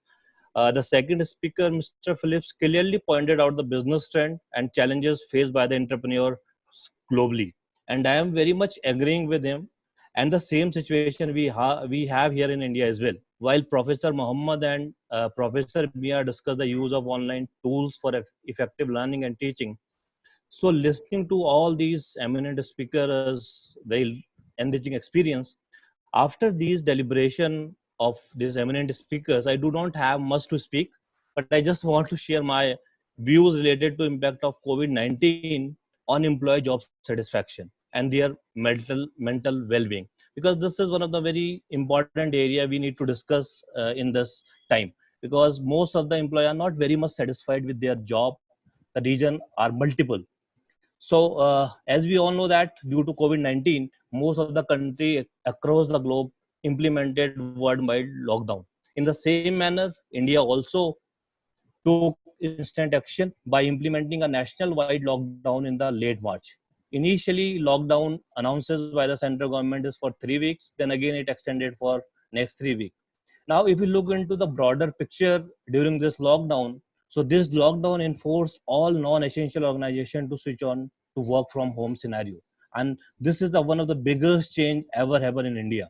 We never seen this kind of work from home situation before. As I read one of the report published by EY, the report says that the impact of coronavirus pandemic will be felt by organization beyond 6 months. So in next 6 months or more, we have to face this kind of situation, and the impact is till next 6 or maybe 8 months or 1 year. I mean, we are not very sure about it. So on the basis of this E&Y report, they conduct a survey and they collect primary data from more than 100 human resource heads and more than 100 organizations across various sectors. Out of which, when you look into this data, 72% of the organization felt that the impact of COVID-19 is going to impact the business in next 6 months or more. So this is very much similar for most of the researchers, that they believe that the impact of this pandemic is for next 6 months or to 1 year. I mean, that is one of the biggest challenges for most of the organization. Secondly, the report also says that most of the organization believe that there will be fall in the productivity while employees are working from home. If the employees are working from home, so there is a chances that there is a less productivity. So why this is the less productivity? Because the lockdown and uncertainty had a negative impact on economy across the globe. The employees feel that there is a job and impact the job satisfaction. And if the employee have not very much satisfied with their job, it leads to the impact to their commitment towards the organization. Now, when we look into the workplace is now changing due to number of technological, societal, and psychological factors impact commitment towards the organization. As employees are working from home, they feel social isolation. I mean, this is one of the biggest challenges organizations are facing. If employees are working from home, they feel social isolation, and this is going to impact their performance. I had to read another report that is published by CMIE. It says that urban employment rate is increased to 31%. I mean, it indicates that how COVID-19 is going to impact our economy. So there is a huge impact on employment due to this COVID-19. So therefore, there is some need to define some measures that will help in overcome this critical situation. So I am just giving those suggestion that if organization use these measures, so then they are able to motivate their employee, and that can hit. So the which I believe to be have to be established by a organization is that they have to be established a dedicated cross-functional team. The work of this cross-functional team is to discuss with senior management, employee, customer, all stakeholders. Because in this situation, the information passing is very important thing, so that you have trust on your employers and all those. Second is management or organization has to be develop effective communication with their employees. If they are not able to develop effective communication with their employer, they are not able to make them employ their problems, how what kind of problem they are facing while they are working from home. So management has to understand these problems that are related to the employees. So that is the first thing. And second is, employer must have to be implement flexible and remote working options. Flexible means that they have to be give flexibility in terms of time. And second is, if individual want to work from their home, that could be one option. And if they want to come to office once or twice in a week, so they can come. So they have to be give this kind of flexible and remote work option, so which makes employee satisfied. Third could be it is very important to share up-to-date and relevant information with respect to the COVID-19 symptoms and disease prevention recommendation among company employees. So organization always has to be used health organization. They can establish a dedicated hotline or conduct with relevant health professional to facilitate question and answer session with the employees. Because if sometime employees have these hotline numbers and they have discussed their issue with the experts, so this is another way to minimize the stress level within the employees. Another very important is that organization has to be provide psychological and financial support to their employee. I mean, this is very important. If you are able to provide them financial support, I mean, they feel psychological very strong. So organization can have a emergency assistance. They have additional insurance coverage, payment. So that could be another measure which help in reducing the stress level of employees. Now, one more thing is that if organization office, so there must be focus on organizing a safe work environment. So organization are supposed to purchase the medical equipment like thermometer, they have antibacterial product, it could be sanitizer, it could be mask, it could be anything, and they have to be provided to their employee when they are coming to workplaces. So this is one of the very important thing, and they have to be regularly disinfect the workplaces. So employee believe that, I mean, employee are believing in their employee and they are doing something for them, and this is one way the employer have less stress. I mean, another is they have to be develop clear roles and obligation for the employee who are at risk. For example, if one employee found to be have COVID positive, so then the employer have a clear guidelines that if you are facing this problem, we are providing you those financial assistance or we are providing these benefits. And if a person is going outside the organization for organizational work, then organization has to be take care of the employee in every manner, whether it is isolation, whether it is any facility provided to the employee. So this is another thing. So this is all my opinion with respect to this COVID-19 and how it is going to impact the employees and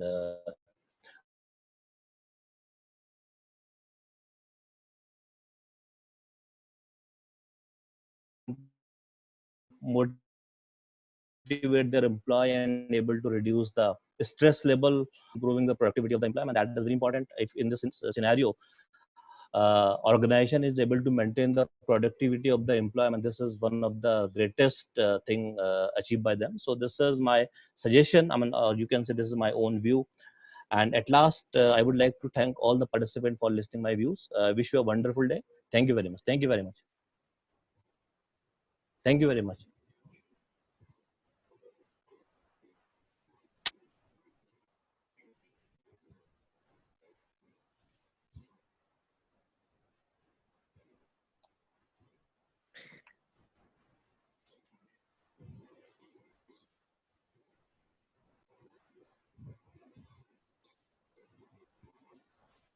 I think Dr. Agarwal is saying something, but she's muted.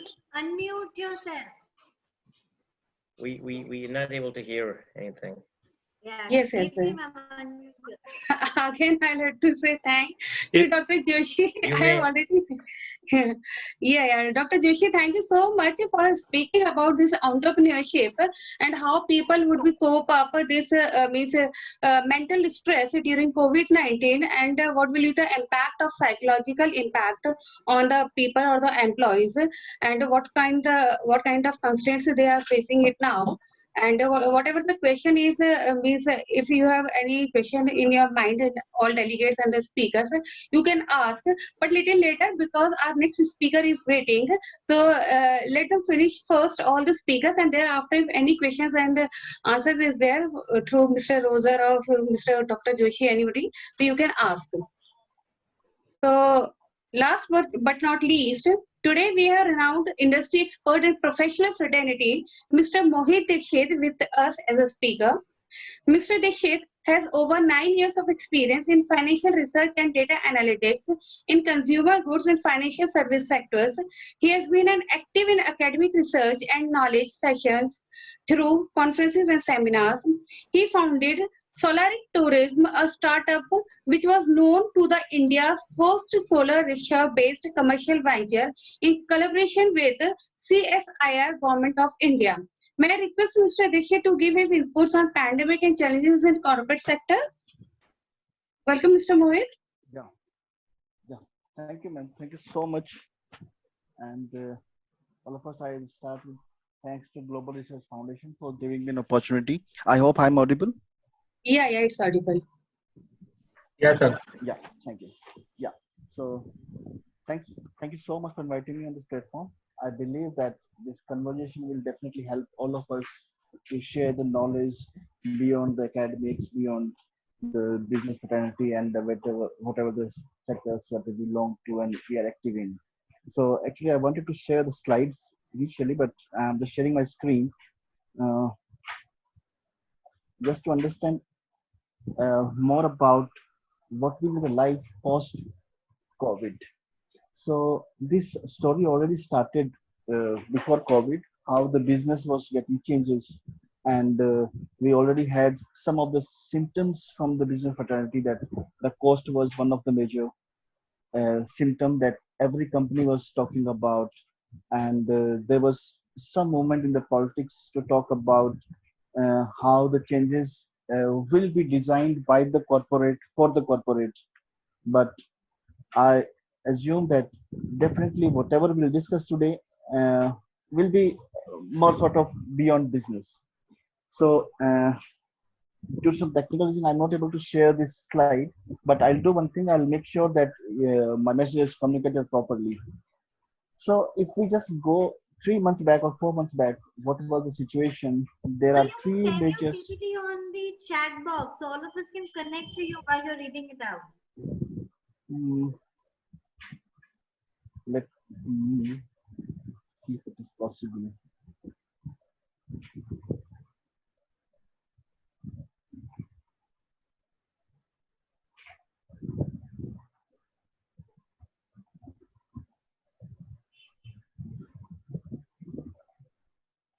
I'm just trying, just give me 2 minutes. I believe it will be done.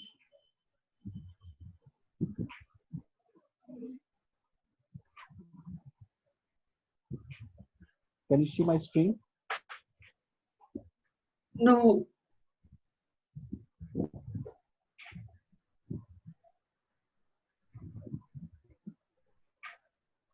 Yeah, it's now it's visible. Yes.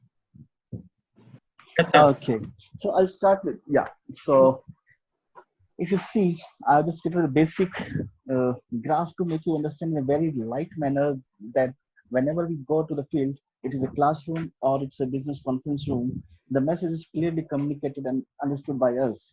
So I'm just trying to compare what happened before COVID and what will happen after this pandemic or this unlock started getting into phases.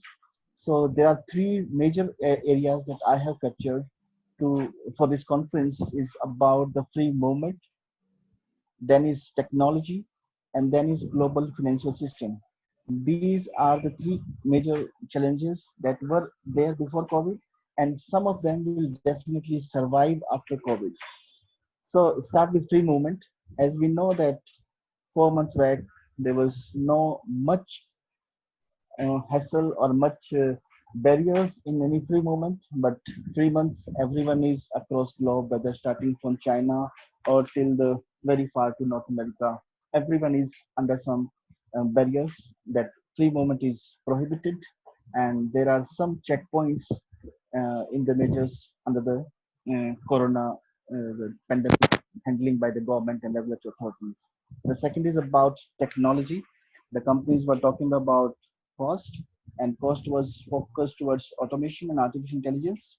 And the third one was global financial system, where we had some global authorities to predict about the financial numbers, what will happen after 6 months, 2 years, 5 years, 10 years.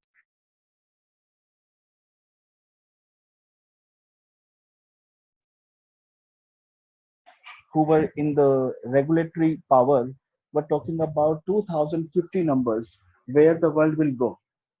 But after this, they have to revise their numbers. They have to rework starting from the scratch. So on the right side, you can see a couple of question marks that I have put.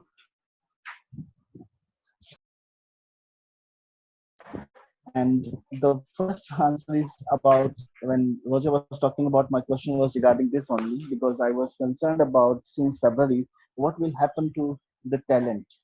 If the COVID, we never know who will survive, but there are a couple of things who will survive definitely. The one is technology. Technology will definitely survive. Whosoever, whatsoever happen to the business, to environment, to this whole planet, the technology definitely will survive. The companies who were working on technology will be there to help you out post corona, and there is no institution in this world which can survive without technology.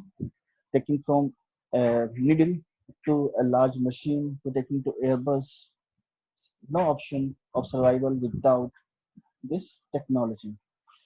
Now, if you see, there was free movement within continents before corona, before COVID, but now there will be barriers. So now for every country, be it developed like America or the countries like South Asian countries like Philippines, India, then maybe Taiwan, developed Singapore, maybe Malaysia, or Far East, New Zealand, Australia, whatever. So it is all about across the continents, across sectors, that they need to find out new ways of talent management. I was talking about a couple of instances when the some of the developed countries were already talking about the retention of talent and acquisition of talent from developing countries. Why the developed countries like America is able to invite the best of the talent across the world, but post-COVID, it may not be so easy for America or any other country. I don't want to name any country to invite or to acquire talent because every country will start working on talent management restructuring. Like India has already started that they are trying to take a pie from this pie chart from the Chinese business, which may or may not be outsourced from or may not be looking for relocation, but may look for some relocation after a couple of years, after a couple of months, or may after this COVID intensity period get down, we will see lots of movement. So India will start taking, or the Southeast Asian countries, which are under development phase, will also taking care of designing new plans for talent management. Second, technology. We all have to agree that there is no competitor to technology. The person, the company, the government, or the authority, whosoever will rely on technology will survive any pandemic. 2008, 1999, 1991, 1980s, 1976, 1940. Every these wars beyond 1980s were fought on the basis of talent, labor, industrial machinery, etc. But now the technology is not just machinery; it is something which we can't see, which we can't touch. But if we are talking about AI, automation, this technology will definitely change this world. It will not be like that the person who has the highest or the mightiest machinery in the world will rule the world. It used to be. No.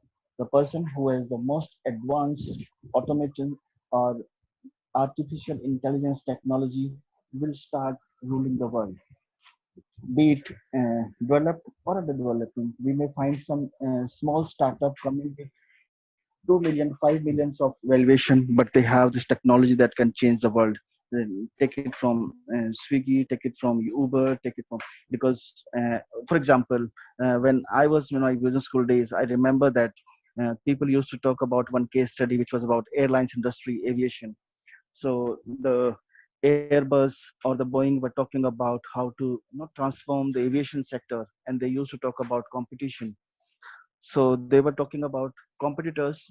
They forgot that the Skype and the Zoom and the Microsoft Team kind of software will give them competition. May not be that Go Air or some Pacific Airlines will not compete with each other. Some technology like Zoom will compete with an airlines that will reduce the dependence upon the traveling and free movement. And the third point was about global financial system. So far, we have studied and we are teaching in the classroom about IMF. We are talking about World Bank. We are talking about WTO, talking about WHO. These are the issues that we talk about. But post-COVID, we'll see a number of global financial institutes will take in place. Either the current will be transformed like WHO. India has never seen any presence at leadership position, but now after Corona and the regulatory authority that are managing this COVID pandemic situation, India is getting acknowledged, and that is why India is getting their presence across global institutes, whether it's the leadership in IMF or World Bank or any other global institute. But yes, I'm hopeful, and I believe that in coming years we'll see more global institutes which have more regional feature, BRICS, like the Brazil started with a new bank in India. These are banks, financial institutes, or some healthcare institute will come under the global platform. So these changes will occur. But now the conclusion, I'm just moving towards my conclusion of this statement. Who is responsible or not responsible? Who is the driving seat that will bring the change? The change will occur. No one can make a halt in front of any change, be it talent, be it technology, be it global. But who is in the driver's seat is more important to understand and to teach our next generation or generation who will lead the business in coming 10 years. We need to start teaching them that these are the drivers that you need to learn when you are in a business school. The first is about, when I was talking about, it is about, can you see the screen? Yes, sir. Hello? Yeah. So I'll just find out in last few 4 months of research how the world is transforming. So I could find out four major drivers which are now ruling this world towards post COVID time. As we are moving towards unlock, therefore, and just to highlight that any of the factor is not related to any specific country. It is about every country who is in the pandemic, and of course, the world globe is in the pandemic. The first, whosoever survives, there is question mark. Me, you, or anyone else in this world, we never know who will survive. But technology will survive definitely. Now, as Roger says, that it's a time to save your capital. It is time to work on liquidity, whether it's IMF or World Bank or any global financial institution has to work how to maintain the liquidity. Even the state governments, central governments, or any global financial institutions, everything is concerned about maintaining the lubricacy in the economy, and lubricacy in the economy comes from the liquidity. As far as we are able to manage the liquidity, we will sail our boat through this pandemic. The third point which I wanted to highlight is about geopolitics. That the imagination encircle the world, and I used to write about more about this statement, and it was so visible from my school teachers that of course the imagination encircle the world, because it may that something is not in front of our eyes, but if something is in mind, then definitely it may appear in front of our eyes someday. So whatever we can't see will definitely exist after some time. So imagination encircle the world. But when I just started working in the corporate and talking about more about how the economy coincidence. Sometimes we see pictures on the screen is not actually behind the screen. Someone else is working to make the picture run on the screen, and that is geopolitics. Politics and geopolitics come together. It becomes geopolitics, and geopolitics encircle the world now. Whether it is about us changing the power block in Asia Pacific, or the changing power block in US and Canada, between Russia and US, or anything between Europe and Asia, anything between Europe and North America, will definitely have impact after COVID. One country will not be able to survive and will not be able to form any strategy without considering the geopolitical part in their strategy. If a country will independently start creating strategy, the strategy will collapse, and definitely that strategy will not work in post-COVID era if it is independent and absolute in nature. So the technology, talent, whatever we do after COVID has to have an angle from geopolitics. And my last point, which I was concerned about post-COVID healthcare infrastructure. Now today, when we go to an ATM or any retail store, we see that there is a space for entering for disabled people who cannot walk and who cannot touch something. There is a separate ramp walk for them to enter in the store, to enter in the ATM, because the world was preparing for disabilities before COVID.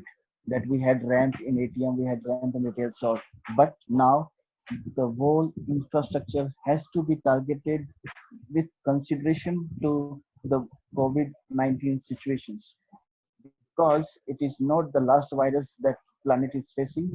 The virus may occur again after 10 years, 20 years, but the infrastructure, when we will design the roads, the highways, the buildings, the cities, the electricity projects, power projects, or the connectivity, airlines, whatever the modes of transport, whatever we design tomorrow, and even hospitals has to be designed in such a way that such virus or such pandemic situations can be addressed properly.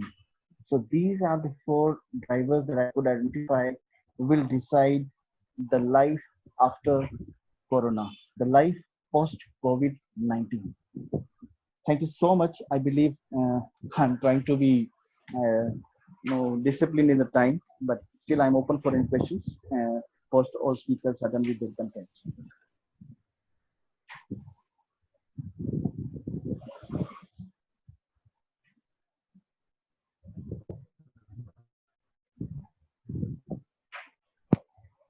Thank you, Mr. Mohit. It was really a good session Yes, that you, you have. Yeah. Hello. Yeah, yes, ma'am. I can hear you. Yeah, please close your PPTs.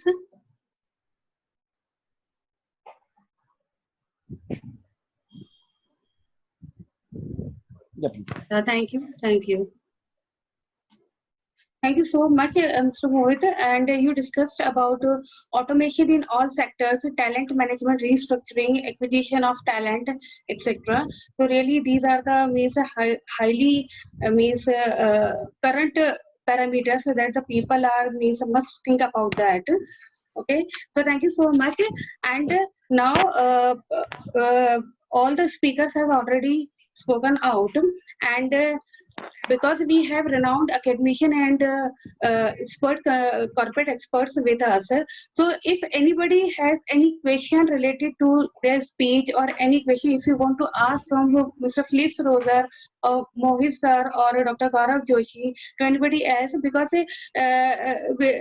Kavita ma'am, can we extend this session for 10 minutes more for the open session for all, so that the people can be asking more questions? Yes, ma'am. Let's have an Okay. interactive session. Oh, okay. So this is an open session for all. If anybody has any question in their mind, if you want to ask from any of the speakers or the experts, so please ask. So thereafter we can start our technical session.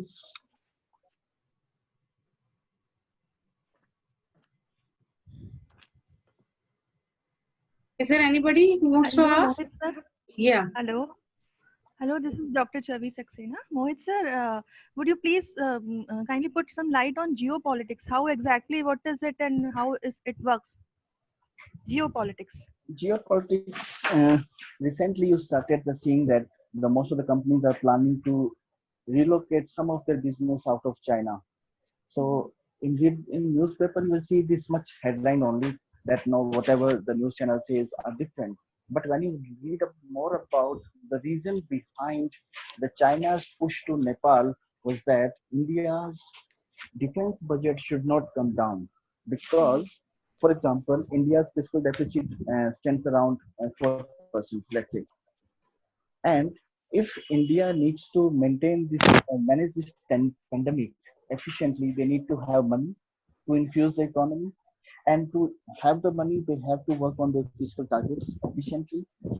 But if China start taking some actions on the border, then India will not be able to reduce their defense budget in the coming budget in February.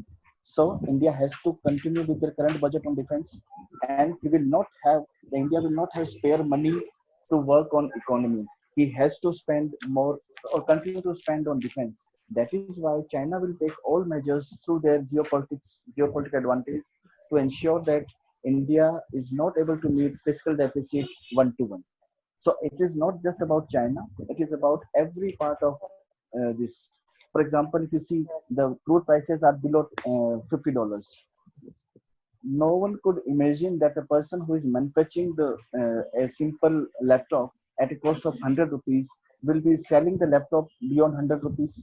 There is no simple business formula in this. It is the 10th pass guy can decide that if a laptop cost of manufacturing is 100 rupees, it should be sell above 100 rupees to maintain profit, to make some profit. But Middle East is doing that. They are not selling crude oil as per the economics. They are selling as per the geopolitical war with US or some within Middle East. Whatever is going on in Middle East is a part of their own geopolitical interest with each other. So these are reasons that some country are forced into some economic drive because of some geopolitical war is going other than border wars. And every country is into it. There is no specific to X or Y or Z. Every country has to maintain it. Thank you, sir. Okay, thank you so much, Mr. Mohit Dikshit. And once again, thank you so much to all dignified speakers to share your knowledge and experience with us. That was really an interactive session, inaugural session too. I request Dr. Kavita Kasliwal ma'am to address and say a few words of thanks to our eminent speakers. Over to Kavita ma'am. Yeah, thank you so much, ma'am. And indeed, it was a very, very interactive session, and we have received lots of information from how the eminent speakers are thinking and what are they suggesting, how we should be coping up in this post-COVID-19 world. So, and also I would like to share that it was because of all this interactive session, and it was also because of all the active participation of all these speakers. It was very lively to be a part and to keep listening to everyone one after the other. So thank you so much once again to all of you. And I don't know, ma'am, if you've shared with our speakers that we've received like participation from about 200 candidates, and we've received research papers of about I think 96 or 98 research papers. So it's a very good conference that we have held. So congratulations to all of us to be witnessing this, and thank you, Kirti ma'am, for giving us this opportunity. And thank you so much to all our speakers. Especially Dr. Manoj Chaudhary, Mr. Roger Phillips, Dr. Mohammad Wildan, Professor Mia, Dr. Gaurav Joshi, and Mr. Mohit Dikshit. Sir, it was very nice and it was very enlightening to hear your speeches. And some of you have shared your PPTs with us. If rest of you could share it, it would be great and helpful to the candidates. We will be posting it in their groups, and thank you so much to be a part of our event. Thank you. Thank you. Thank you. We really Well, appreciate Thank it. you. yeah, I really appreciate it. Thank you. Thank you so much. Well, with the cooperation of all of you, we have successfully completed our first inaugural and keynote speech session. And I know this is a lunch time and everybody is waiting eagerly to go for the lunch. Now, because this is a live session and we cannot switch off the videos. So whomsoever wants to go for the lunch, by switching the video, they may go. And rest of the people, please be live. So because we are just going to start our next technical session. Before starting technical session 2, I want to say something that I'm feeling so happy to announce that we have received many papers around the world, including Indonesia and Vietnam. And out of all the papers, we have selected only 24 papers to present today live session. For this technical session, we have invited 6 technical session chairpersons so that honestly we can judge the best presentation awardees. I am honored to introduce our technical session chairperson and experts, Dr. Sameer Gopalan, currently working as Dean Faculty Affairs, Indus University and Head of Indus Institute of Management Studies. He is also an External Director to Shanti Education Initiatives Limited, Director Sis Naukri Infotech Private Limited. Dr. Anas Iqbal, Director Vishisht College Indore. He is a dynamic personality and academician having 16+ years experience. Dr. Iqbal is a recipient of many academic awards and he is very popular in Indore for multidisciplinary educational activities. Dr. Geeta Nema, Reader, IIPS Devi Ahilya University Indore. She is very active in research and education activities. She is the recipient of Best Researcher Award given by DAVB Indore. Dr. Deepa Katyal, Associate Professor in Vaishnav Institute of Management, Indore. She is a member of Board of Studies in Devi Ahilya University and Head of Entrepreneurship Development Cell. Dr. Geeti Sharma, Director, IMS Ghaziabad. She is highly dynamic personality and always motivates students for research. Dr. Sahil Gupta, Professor, IMS Ghaziabad and well-versed in qualitative analysis. And Dr. Yadvir Yadav, from Rajasthan University, pursuing postdoc from ICSSR Delhi and research-oriented professional. Dr. Avinash Pawar, he is a Faculty of Organizational Management from Pune. Welcome once again all sir and ma'am who are into the technical session, all the dignified speakers. Please be with us in thorough all the sessions.